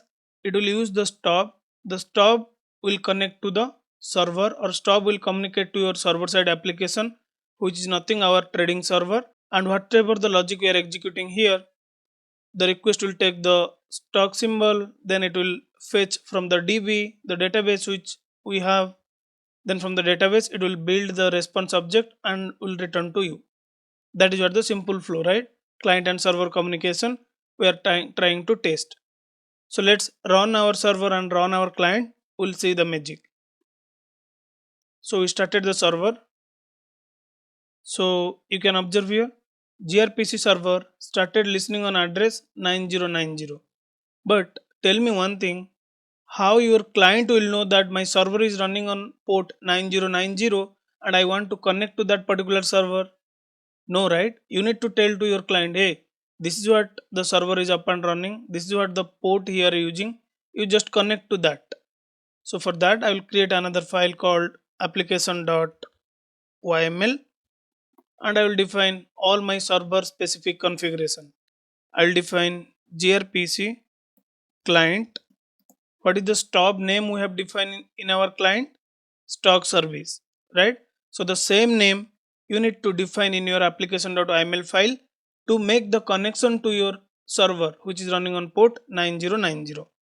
So make sure don't do this mistake. Keep the same name what you have defined as part of the gRPC client. Next, give the address. The address you can define static localhost 9090. This is where my server is running. Then content negotiation type, since this is Protobuf, let's define it as a plain text. This is what the configuration you need to define as part of your client. All good. Now the client will start on port, default port of Spring Boot, that is 8080. Let's run our application. Since we have defined the gRPC call, the client call in command line runner, in console only you will get the output. Can you see the output? gRPC client response, stock symbol is Google, price is this, timestamp is this. So client will connect to the server, server connect to the DB and return us this particular stock response. Fine. Now let's try with some different symbol. Go to the DB. I'll try for this stock symbol. Change the input here. Now to show you that the client communicate with the server, I'll do one thing. I will just start the trading server in debug mode. So we added the breakpoint. So once stop will try to connect to the server, and once you will call your get stock price method, the request will land it to this gRPC service method. Okay, that is what I am just trying to show you with the debug. Go to the client, just run it. So request come to the server application. In client, what is the input we have provided? Stock symbol as Apple, right? Now it will fetch from the DB. We got the stock entity from the database. This is what the value we have in our DB. Then server will build the stock response object, and then once you have the stock response object, it will be emit by this response observer. That is the purpose of using on next, right? So on next, on completed, on error. If you observe in this particular stream observer class, we have these three methods. On next will keep emit the message from server to the client. On error, if there is any failure and you want to attach to the client, you can use on error. On complete will send the success signal to the client saying that the task is done. Okay, so this is what we are doing here in line number 3738. Complete it, go to your client, see in the console we got the response. If you observe, we are using, if you go to the client, we are using blocking stop, which is fine for now because we are using the unary operation. Okay, we are experiment on unary operation. In upcoming classes, when we will start using the server streaming, client streaming, I'll show you how you can use the async stop. So this is how you can make the connection to the gRPC server from your client. In my upcoming video, we'll cover the server streaming end-to-end example with real-time scenario.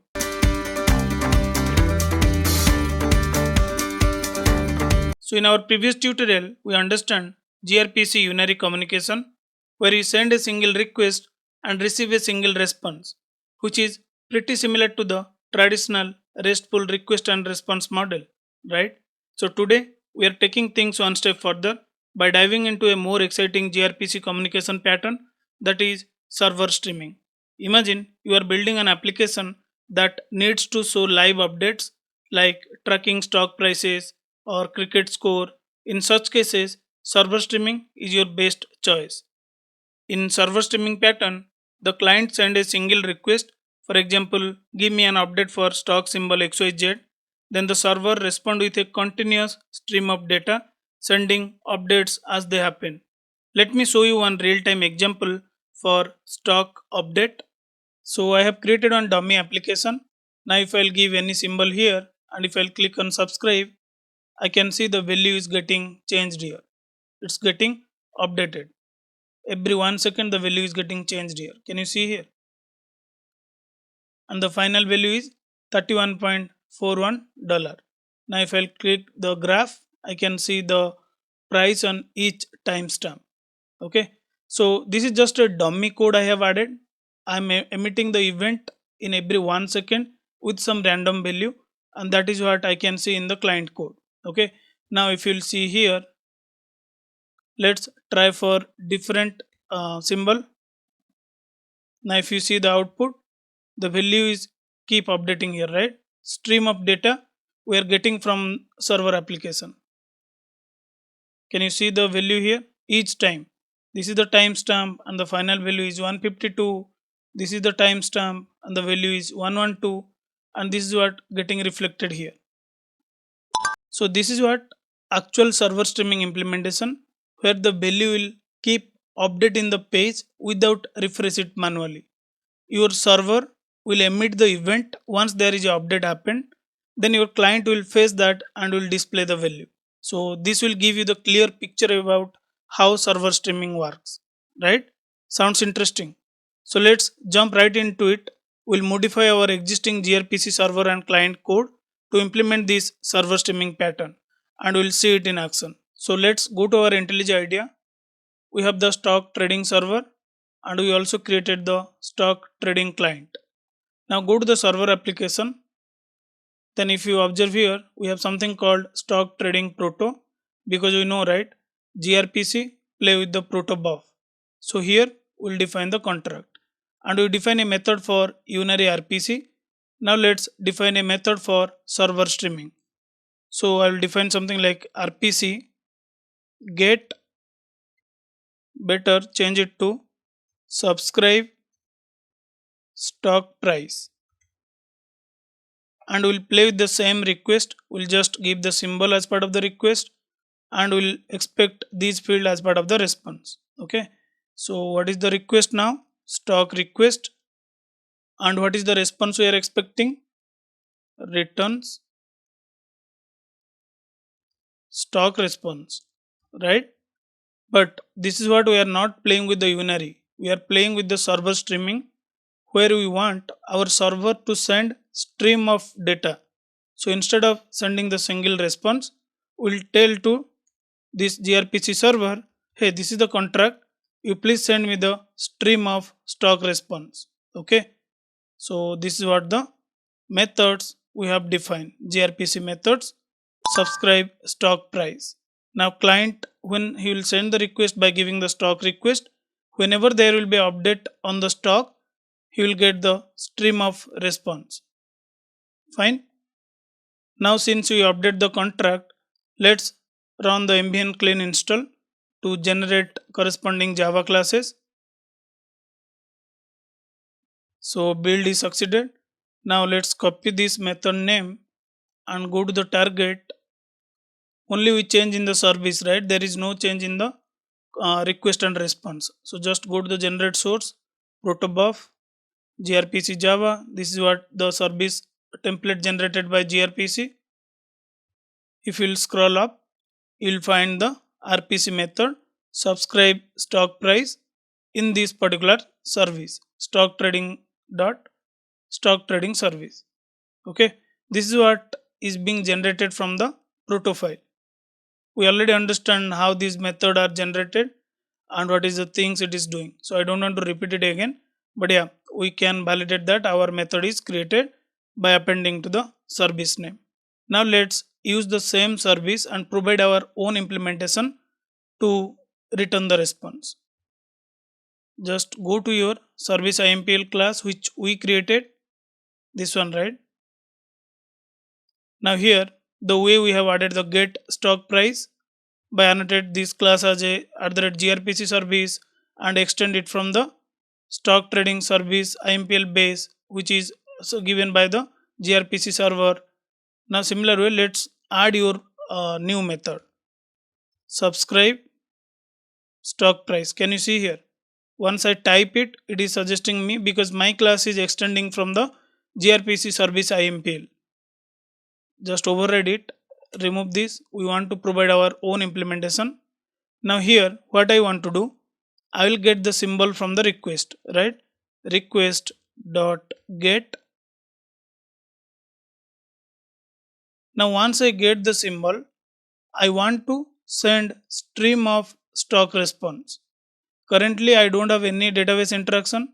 What we'll do, we'll loop 10 times, every 1 second we'll emit one stock response event specific to that stock symbol. Okay, so that is what something we can simulate to validate the behavior of server streaming. So for that what I can do, I'll start a loop 10 time. Inside this loop I'll generate the stock response object. Each loop will send one stock response object. Okay, so I'll copy this code. This is where we are building the stock response. So we are not fetching it from the dv. Symbol is nothing, we are getting what we are getting as part of the request. Symbol price is nothing, I want to send it dynamically. I'll use new random dot next double, give some range, I'll give 200. And what is the timestamp, I will give the current time instant. Now once I build the dummy request, I will just give that to the observer. Okay, response observer dot on next. If you remember there are three methods, right? On next give the stock response. What it will does, it will send response to the client.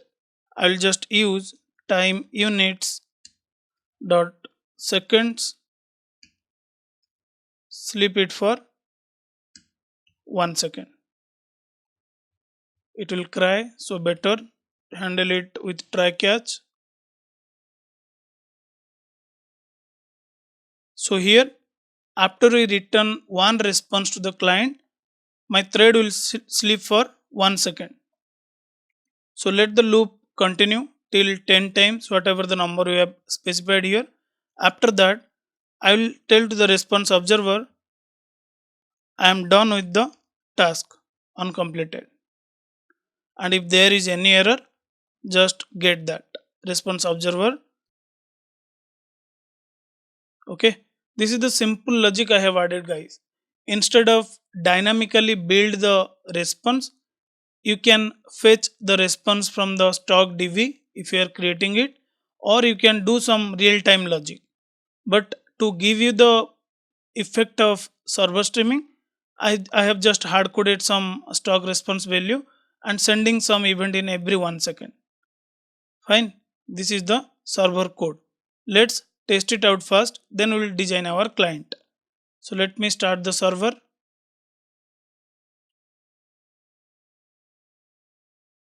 So if you observe, yeah, gRPC server started listening to the port 9090.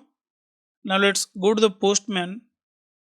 We'll create a new gRPC request. We can use the existing one. I don't know whether it is there or not. Yeah, it's there. Better let me create a new one because we changed in the proto, right? That methods need to reflect. New gRPC, define the URL 9090, select method, we'll import the proto file, this one, right? Open it. After that, go to the select a method. If you'll click on this, you can find both the method. And also, if you observe, there is a change in icon.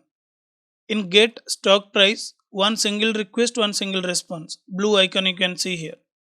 But in subscribe stock price, since we define that method as a server streaming, we are returning stream of data instead of a single response. Can you see here? The request is a single arrow. However, the response is a arrow with stream of data. So from, yeah, it's highlighting, right? Server streaming. So just use this method. Then go to the message, use example, pass some stock symbol. Now what I can do, I'll take this up. Now say invoke the request. Can you see here? Every 1 second you are getting some response. So it keeps sending the messages. 08, 09, 10. Now let me send it again. See here, every 1 second my server is sending some stock response, which is a dummy response at this moment. Fine. Now, since our server is working as expected, let's go ahead and change our client code. First, to change the client code, client also rely on this particular proto file, right? Just copy this proto file, go to your client application, replace it here. Now once you override, you will find the method subscribe stock price. Here also in the client code, generate the Java classes, do just maven clean install, it will generate all the classes. But in real time, every time you no need to run the ambient clean install, instead of you do it on application startup, your CI/CD tool will do that on behalf of you. Okay, it will update the target. Now it's done. Go to the target folder, validate that the class, the method what we have added, whether it is there in the service class or not. Subscribe stock price is there. Okay, and corresponding stop also will be generated by this gRPC. Fine. Now just go to the client code and we'll just invoke the same subscribe stock price method from the server application. This is what our client we have designed, right? So to be very honest, if you don't know what we did in our last class, then it's really difficult for you to understand. So check that out first before you start learning the server streaming. So if you remember here, we have discussed that stock trading service gRPC blocking stop. Blocking stop is fine to use for Unary, where you will send a request, you will expect only one response. But this is server streaming, something is not blocking, right? It's a non-blocking call. For that, you cannot use this stop. What you can do, you can remove this blocking. Stock trading service stop. If you will open this, you will find something called stock trading service stop. A stop to allow client to do a asynchronous RPC calls to service stock trading service. You can read this properly. So that is what we need to use. Now it will cry in the get stock price because it is expecting to use the blocking stop. So let me change it, service stop. So we'll comment this code for now. That is fine. Now just define a method public void. This is the client method you are defining. What is the input? Input is nothing, your symbol.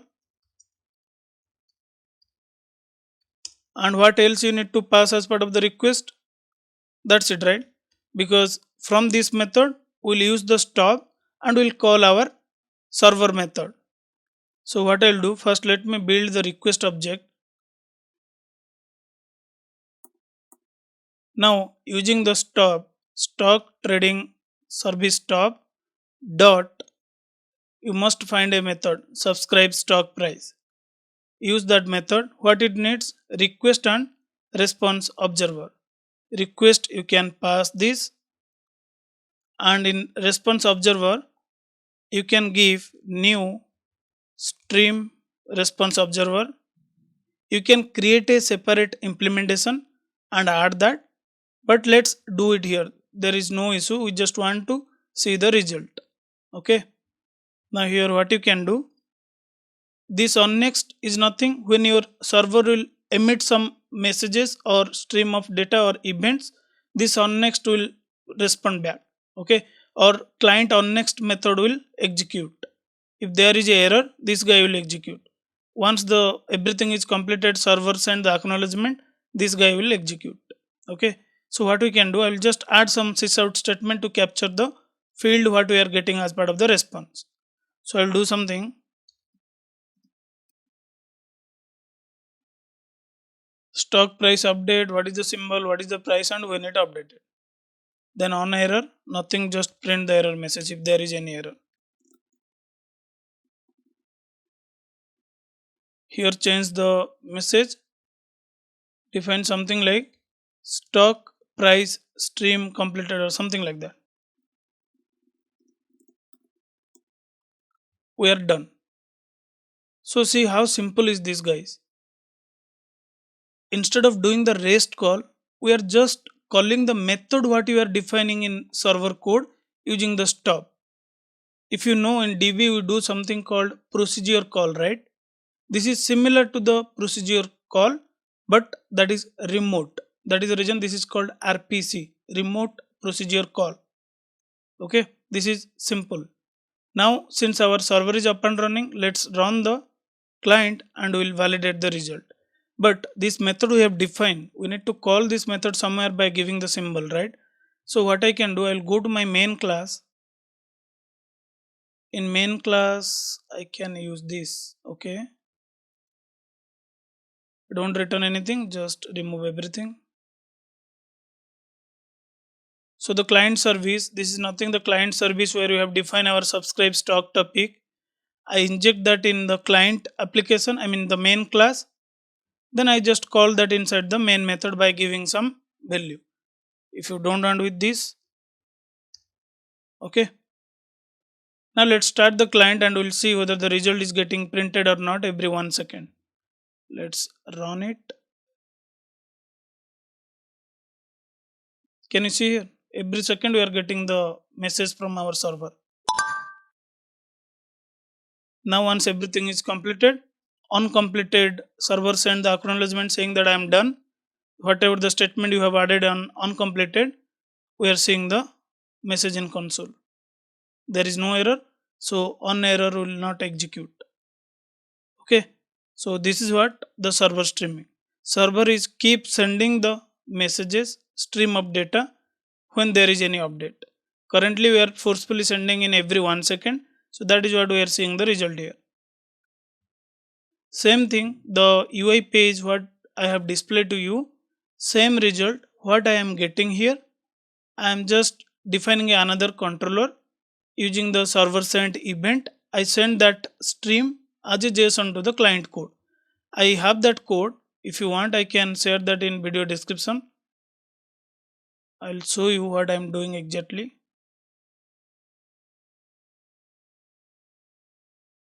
So stock, service stop, subscribe, stock price, whatever the value you are getting on next or on error or uncompleted, I just convert that to the JSON response, and then I use the server sent event emitter.send that to the client. This is the only one line of changes I have done on next method. This will send the JSON response to the client, and I have defined my template, which is nothing the UI code resource template index.html. There I am just rendering the value and displaying it.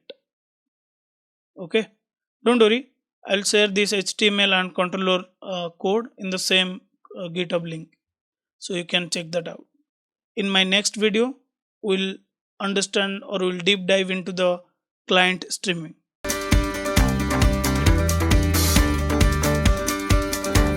In our previous tutorial on gRPC, we explored server streaming communication. where the client send a single request like give me update for stock symbol, and then the server respond with continuous stream of data, right? So today we are taking things one step further by diving into another exciting gRPC communication pattern, that is client streaming. So imagine you want to design an application where your server will give you a response once it processes all the incoming requests. In such cases, client streaming is your best choice. In client streaming pattern, the client send a stream of stock symbol, then the server listen to the stream, process all the inputs, and finally respond with a summary result after it receive everything. Okay, so let me show you one real-time example. So to demonstrate client streaming, I have created this simple application. Now if you observe here, I have option to order bulk of stock, or I have option to subscribe to multiple stock. Now this is the form where I can add multiple stock, then I will submit the order. Okay. Now what we want to validate here, this is my client page, you can consider it.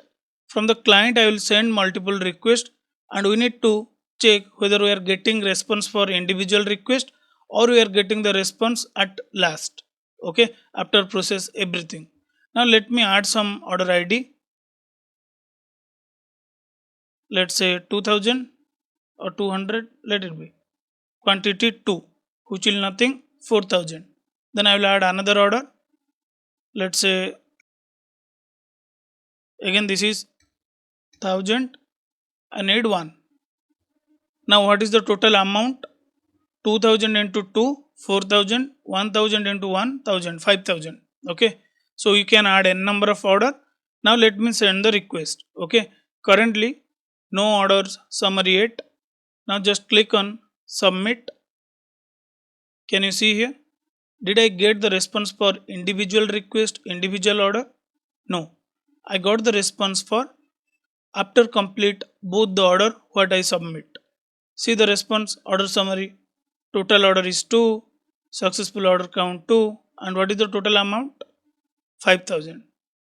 This application I have designed using the client streaming. Will try to replicate same. Okay, sounds interesting, isn't it? So well, let's modify our existing gRPC server and client code to implement this client streaming pattern, and we'll see it in action.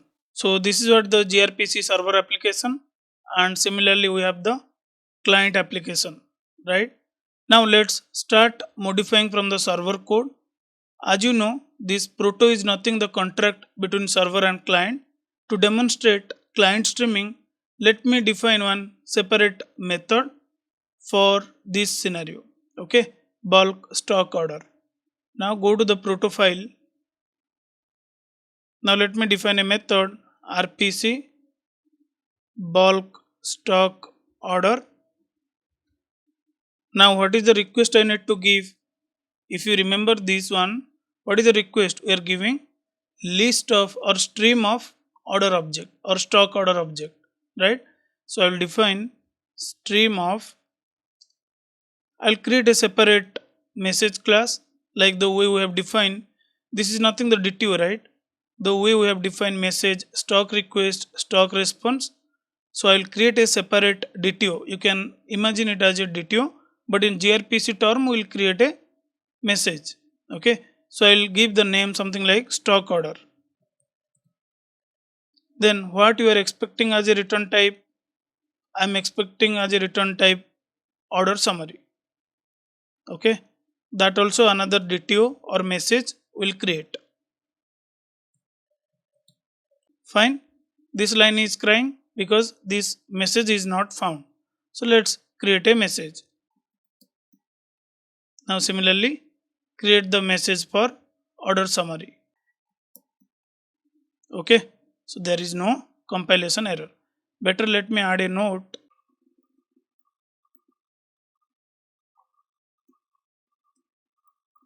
So next let's define some attribute for this stock order and order summary. So what will be the field of stock order? Nothing, order ID, stock symbol, order type, price and quantity. So let me quickly define this attribute.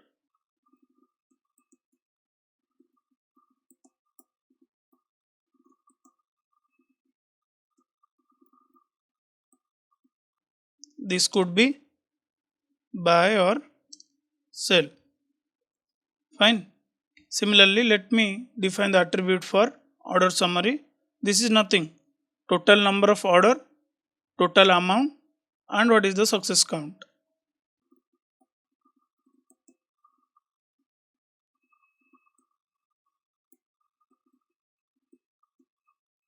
So if you observe, this is nothing your stream of request to the server, and this is nothing single response from server, multiple request from client, single response from server. Okay, that is what the RPC method we have defined. Now let's build our project so that these classes will be generated in target folder. Then we will reuse them in our service class. Let me do the mbn clean install. So you can see here build is succeeded. Now let's check these classes. Go to the target.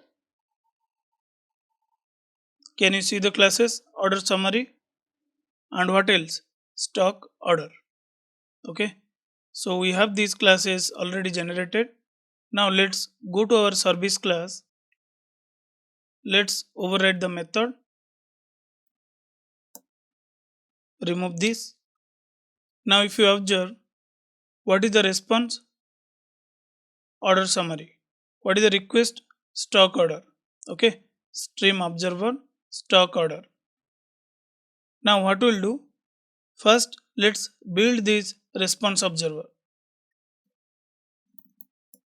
Fine. So you already know about these three methods, right? On next, on error, and on completed. Now what this response observer will do? If we'll check this order summary, these are the value. It will just populate those value to give the final result. Now if you observe here, this is the onNext method. Every request coming from client, this onNext method will execute. It means you just need to map these value results, this total order, total amount, success count, all these things you need to populate in this onNext method. For every request, this method will call. So first let me define those fields: total orders, total amount, success count. Okay. So here nothing to do. This is just a total order. So every time this method will execute, just do the total order, just increase it one by one. Fine.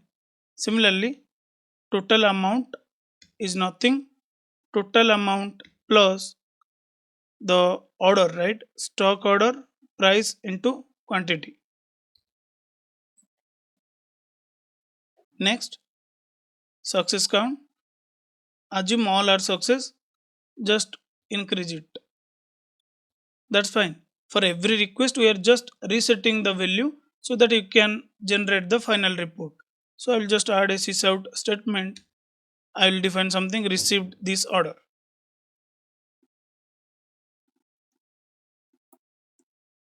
When this method will execute, next on error, right? When this method will execute, when there will be any failure. So nothing to do, just just capture some messages. So define something like server unable to process the request, and this is what the message.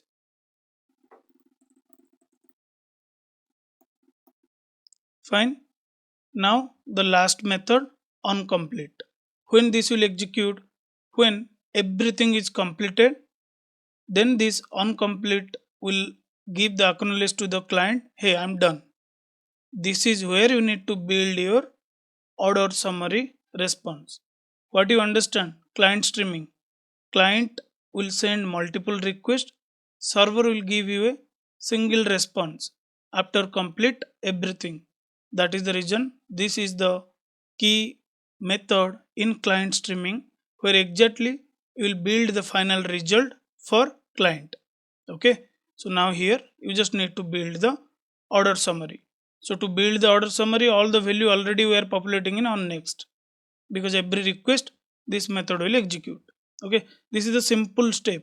If you know what is the role of on next, on error, on completed, then you no need to worry about it. You already in the same page. Okay.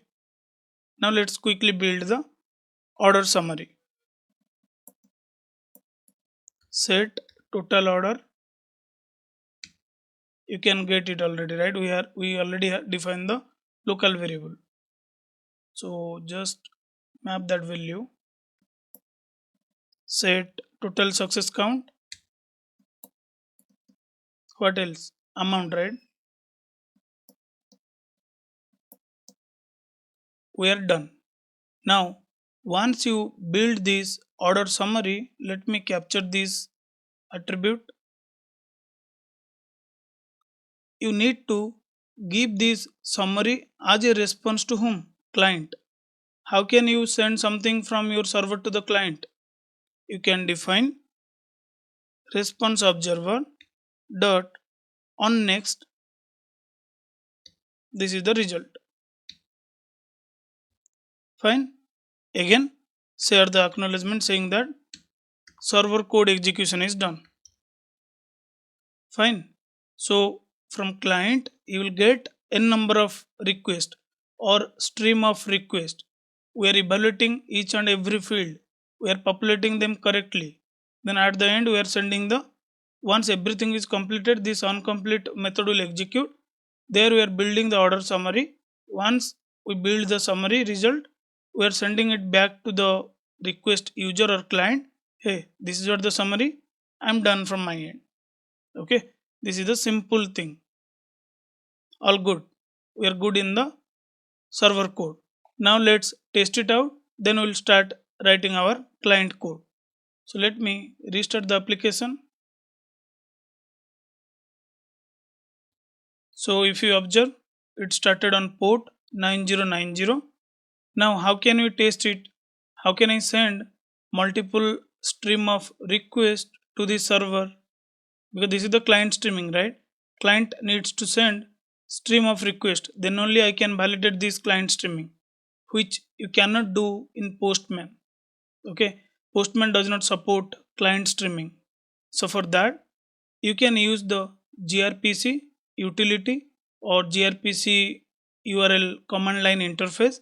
That is a simple library or simple plugin you can directly install in Mac or Windows. Okay, I'll share the step how you can install that. Since already I installed it, I'll quickly test that. Now to send list of or stream of request, what I did, I have created a order.txt file where I have 10 to 20 order object. Okay, which will give as input to the server or which will give as input to this application, and we'll see whether we are giving the response for each request or at the end we are getting the consolidate order summary. Let me clear everything. Okay, so when you will add the request or when you will send the request for each and every object, this on next will call. That is what something I also want to validate. Okay, so let's check the order txt. If you observe, I have near to 22 order object, some random JSON. Okay, now what we'll do, go to the terminal and I'll execute the gRPC URL. So the gRPC call, this is the command. I misspelled as a URL, but yeah, gRPC call. Now see this is very straightforward, right? gRPC call, this is the plain text and I am giving my proto file, location of my proto file. Next, my application is running on port 9090 and I want to execute bulk stock order. That is what my RPC method with this particular input order.txt. Now let me quickly send the request. Can you see here? Did you get the response for each request on that file? For each order object, order JSON object from the file? No, right? You get the response after complete all the 22 order.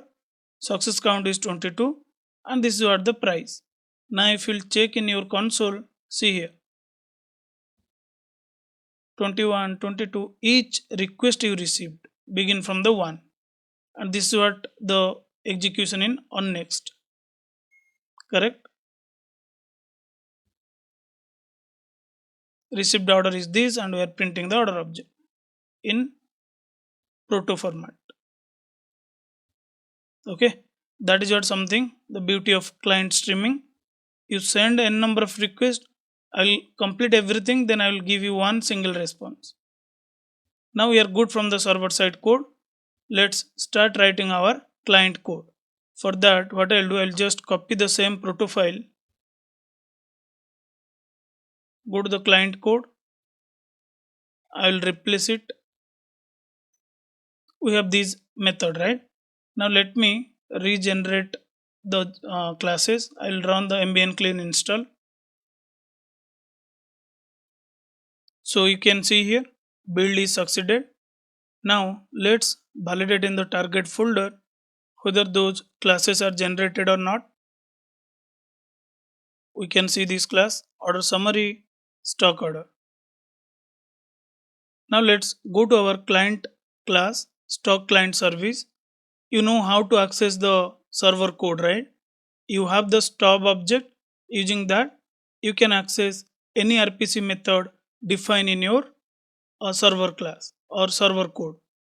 So already we did for subscribe stock price and get stock price.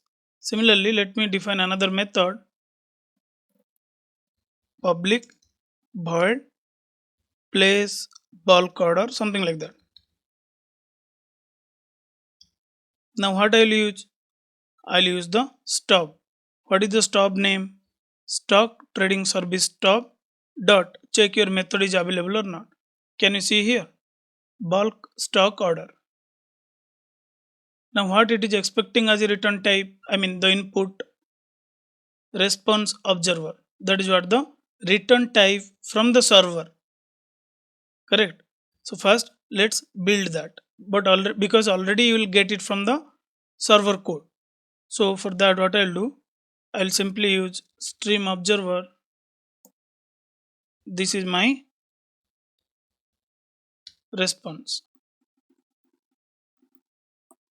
So can you see the syntax? This is what nothing my response. So what you'll get in on next? Nothing whatever will return from your server code. So I'll just write couple of sys out to capture each and every field. Let me add it. Nothing whatever response I am getting, I am just adding a sys out. Fine. Now what you will get if there is any error? Print that message, whatever you are getting. So order summary received. Now what it does in uncompleted? Nothing, it's just the response.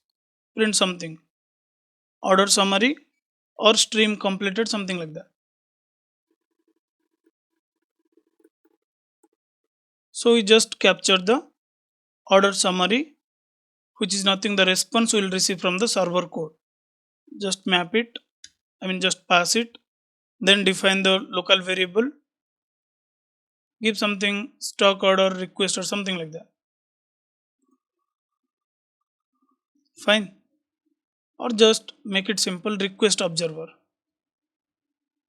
So now what you understand? Using stop we gave the response. When I'm saying we gave the response, this is what you will get from the server code, and this is what the input you need to pass.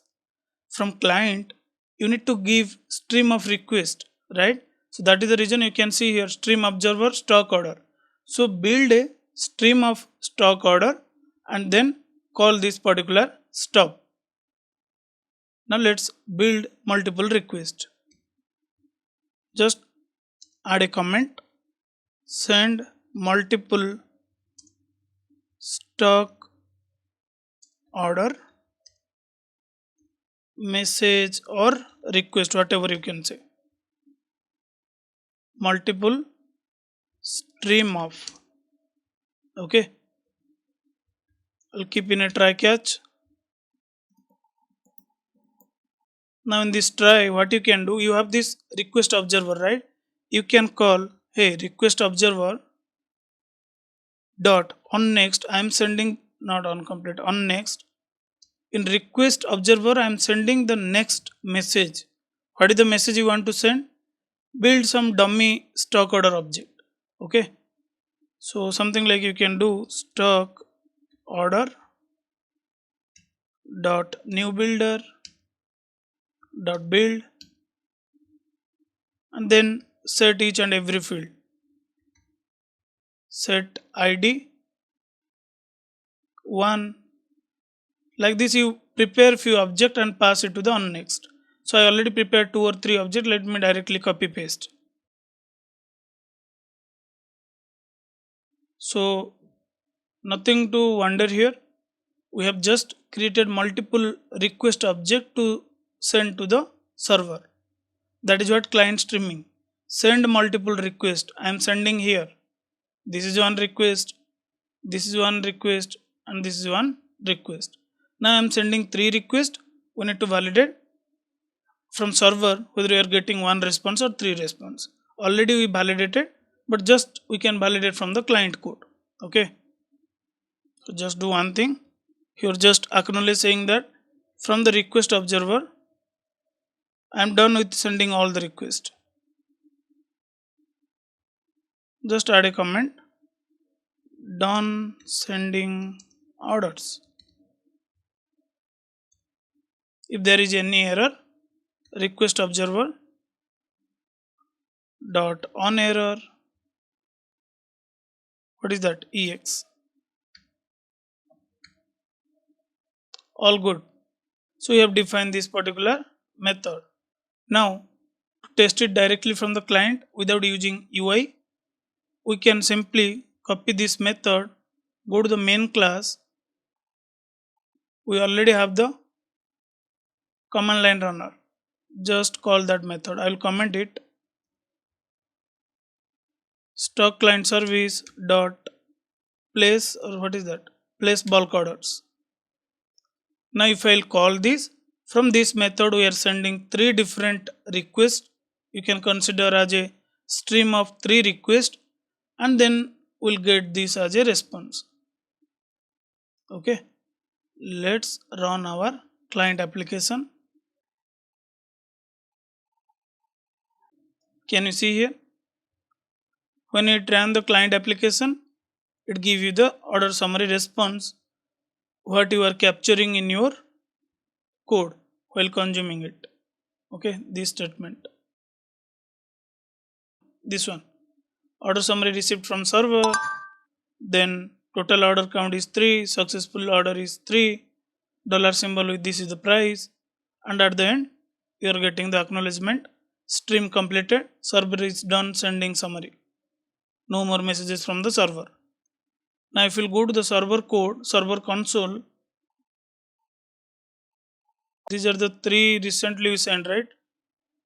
Yeah, we ended at 22. Then these are the 3 recent requests, 1, 2 and 3. Client send these 3 requests, 1, 2, 3. But what server return? Single response. That is what all about client streaming.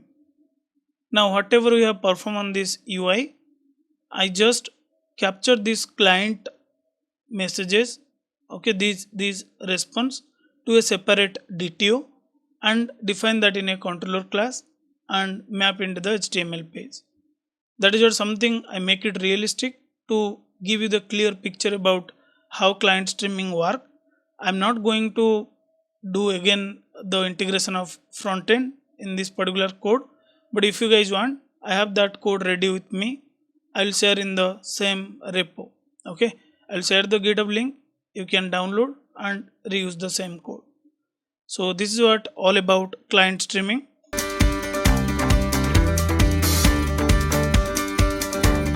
In our last gRPC tutorial, we explored about client streaming communication, where the client sent multiple messages like stock symbol for Apple, Amazon, Tesla, and then the server replied after receiving all of them. Pretty simple, right? Well, today we are moving to the next and most exciting pattern, that is bidirectional streaming. Now imagine this, the client and server are both in a conversation. like a WhatsApp chat. Let's say client needs to monitor live trade, so he will get update of those stock which is subscribed, right? For example, client sends stock symbol one by one and the server keep responding in real time with updates. Now if you observe, client and server sends and receive stream of data at the same time without blocking each other, right? Here, no one waits for the others to finish. Client will keep sending the request and server will keep giving you the response back. They just keep talking simultaneously. This is the true back and forth magic of bidirectional streaming. So we are using the same stock trading server and stock trading client application. Let's create another RPC method to understand this bidirectional streaming. Okay, go to the Proto file. If you observe, we have defined the RPC methods for unary operation, for server streaming, and for client streaming. Now let me write another RPC method to understand this bidirectional streaming. Now here what we want to do? We want to perform live trading. What will be the request for me? Stream of stock order. And what I want to return? I want to return stream of, what is that? So if you will check the flow, or client will send stream of stock request and the server will keep sending the trade status update. So that is what we are going to do here now. Now if you observe here, we are getting compilation error because this message we have not created yet. Message is nothing like your Java DTO class. This is what your return custom object, we have not defined it here. The way we have defined message, similar way let's define the message for trade status. In trade status, you can define couple of field like order ID, status, message and timestamp. Anything you can define as a variable here. So let me define.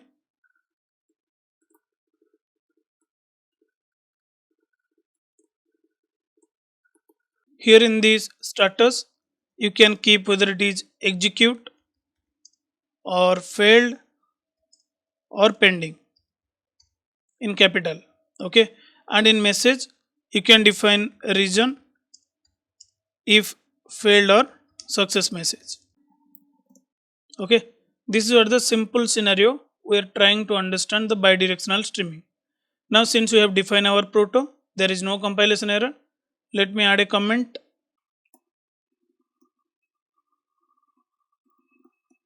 Now what is the next step? Since we have the RPC methods, we have the messages, trade status and stock order, let's generate the Java class for this particular method and new created messages so that we can define our service implementation. So for that, just run mbn clean install. This will be new for you. If you didn't watch my previous video on gRPC, we have covered different type of gRPC communication pattern. So try to watch them. I will also share the link in video description for your reference. Okay, you can see here build is succeeded. Now go to the target folder, go to the Java. You must find your message class trade status, and if you check the gRPC service, you will find your RPC methods. Can you see here? Service name is your nothing, the gRPC service and live trading. So we are good here. Now let's define the implementation for this particular RPC methods. So just go to your service class. Now here let me define the methods. Let me override the methods. Live trading. This is what the action we are going to perform for bidirectional. Now observe this syntax carefully. Don't be confused. Even we found the same signature in client streaming. Now if you observe from the Java perspective, what we are returning here? Stream of stock order. And what is the input to this method? Stream of trade status. That is not the reality in gRPC. Whatever they are in your method argument, that will be your response. Can you observe here? This is the response observer. This is what your server want to return, and this is what your server will take as a input. Okay, that is what the rule follow in gRPC. So don't be confused on that. Now what we want to do here, we'll keep getting the stock order in asynchronously and will keep sending the trade status. That is what we want to do. So for that, what I'll do, I'll just use return stream observer, new stream observer. Can you see the input? Are you getting the stock order as an input here? Now nothing to do. I just want to build a trade status object, dummy trade status object, because from this method I'm not going to connect to the DV or there is no external call, right? To just understand the demo, I will create the trade status object and I will return it back. Now once client send the request, once my server received it, for every request this onNext method will call, right? If there is any error, this will call. Once everything is done, the server will send the acknowledgement, hey, I'm done with my job with this particular uncompleted method. Now let's do one thing. For every request, we want to return the trade status object. So let's write the logic in onNext method. First, let me add a log statement. Currently, I am writing the sysout. You can use the logger statement saying that I received the order.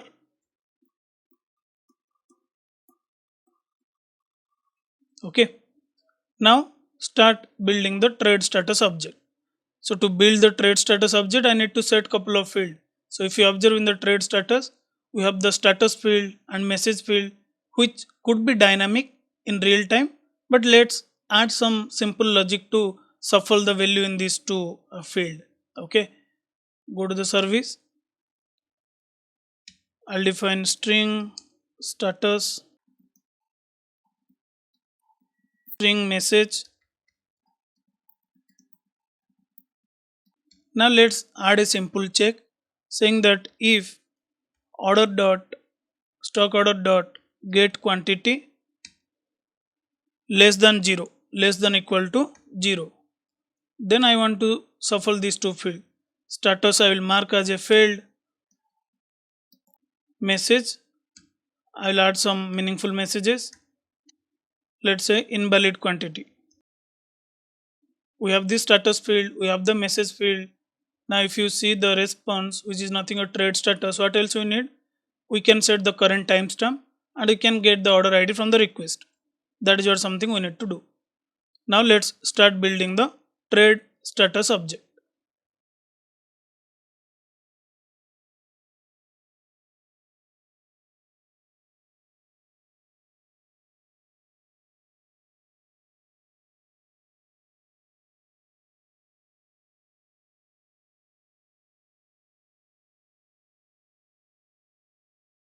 Okay, all good. This is what we are building the trade status object. Just define it to the variable.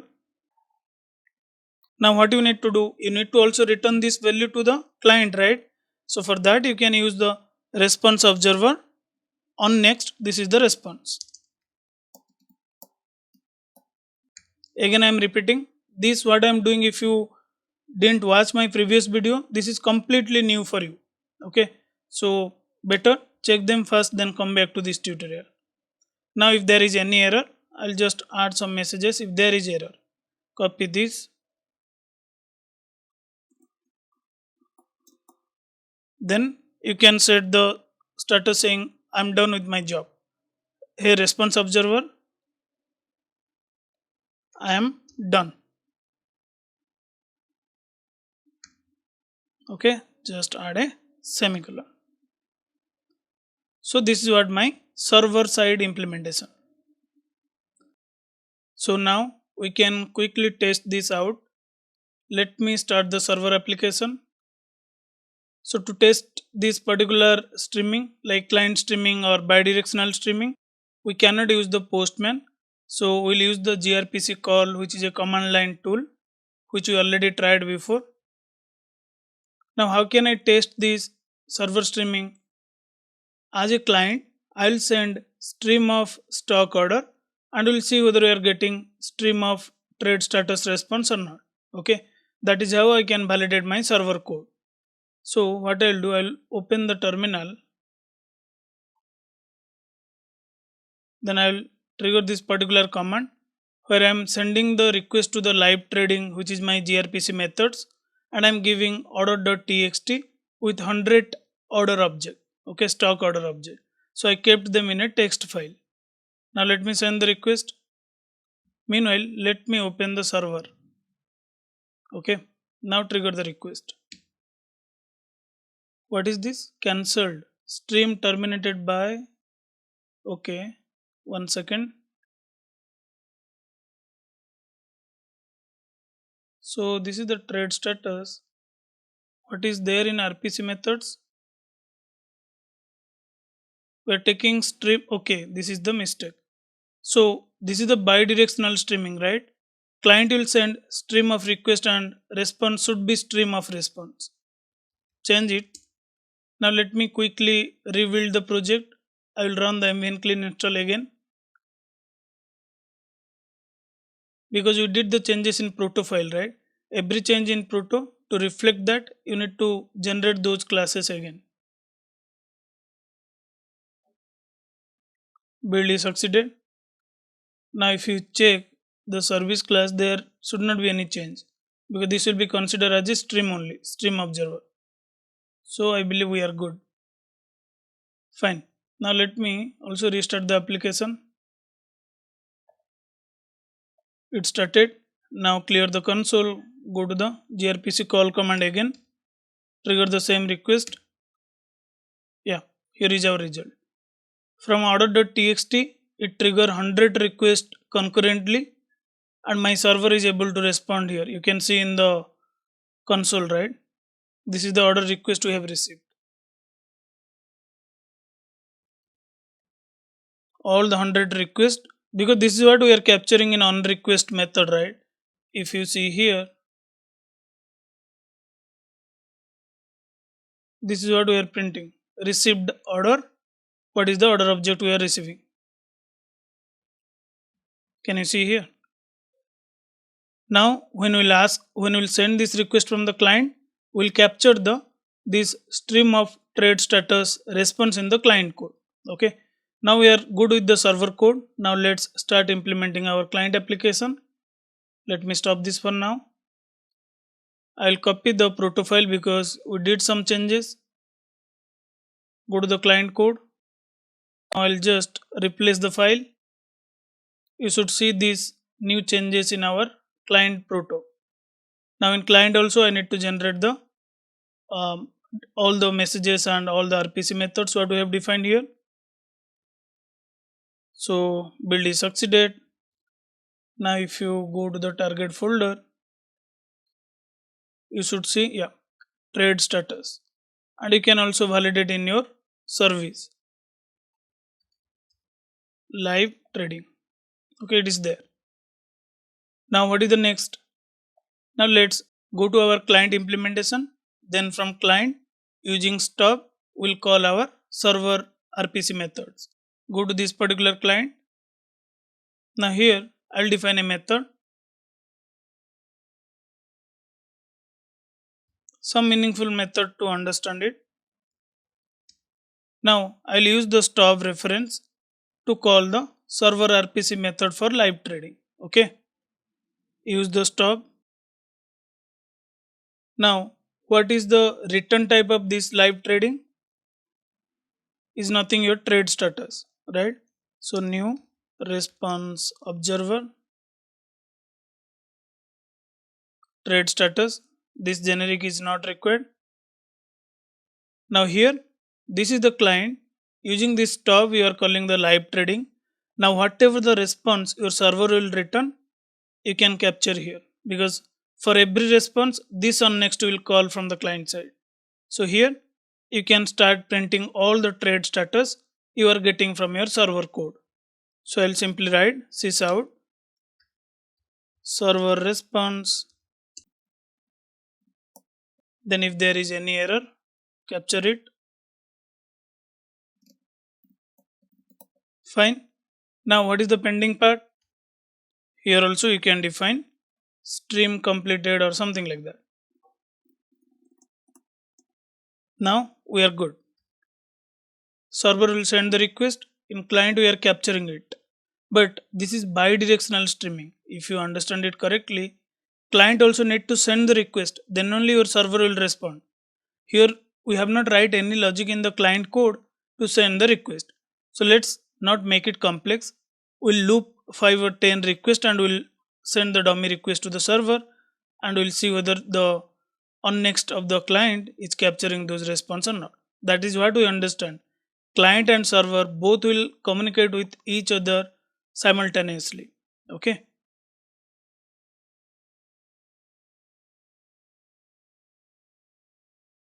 Just loop it.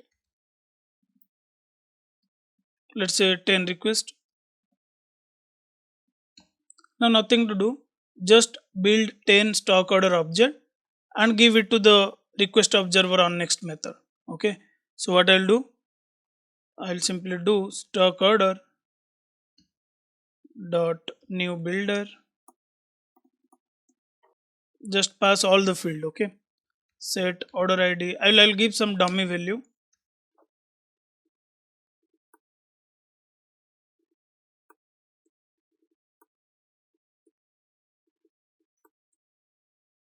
This is nothing my stock order. Now what I want to do with this stock order, this is what the I created in a loop. I created single request. 10 time loop, it will create 10 request.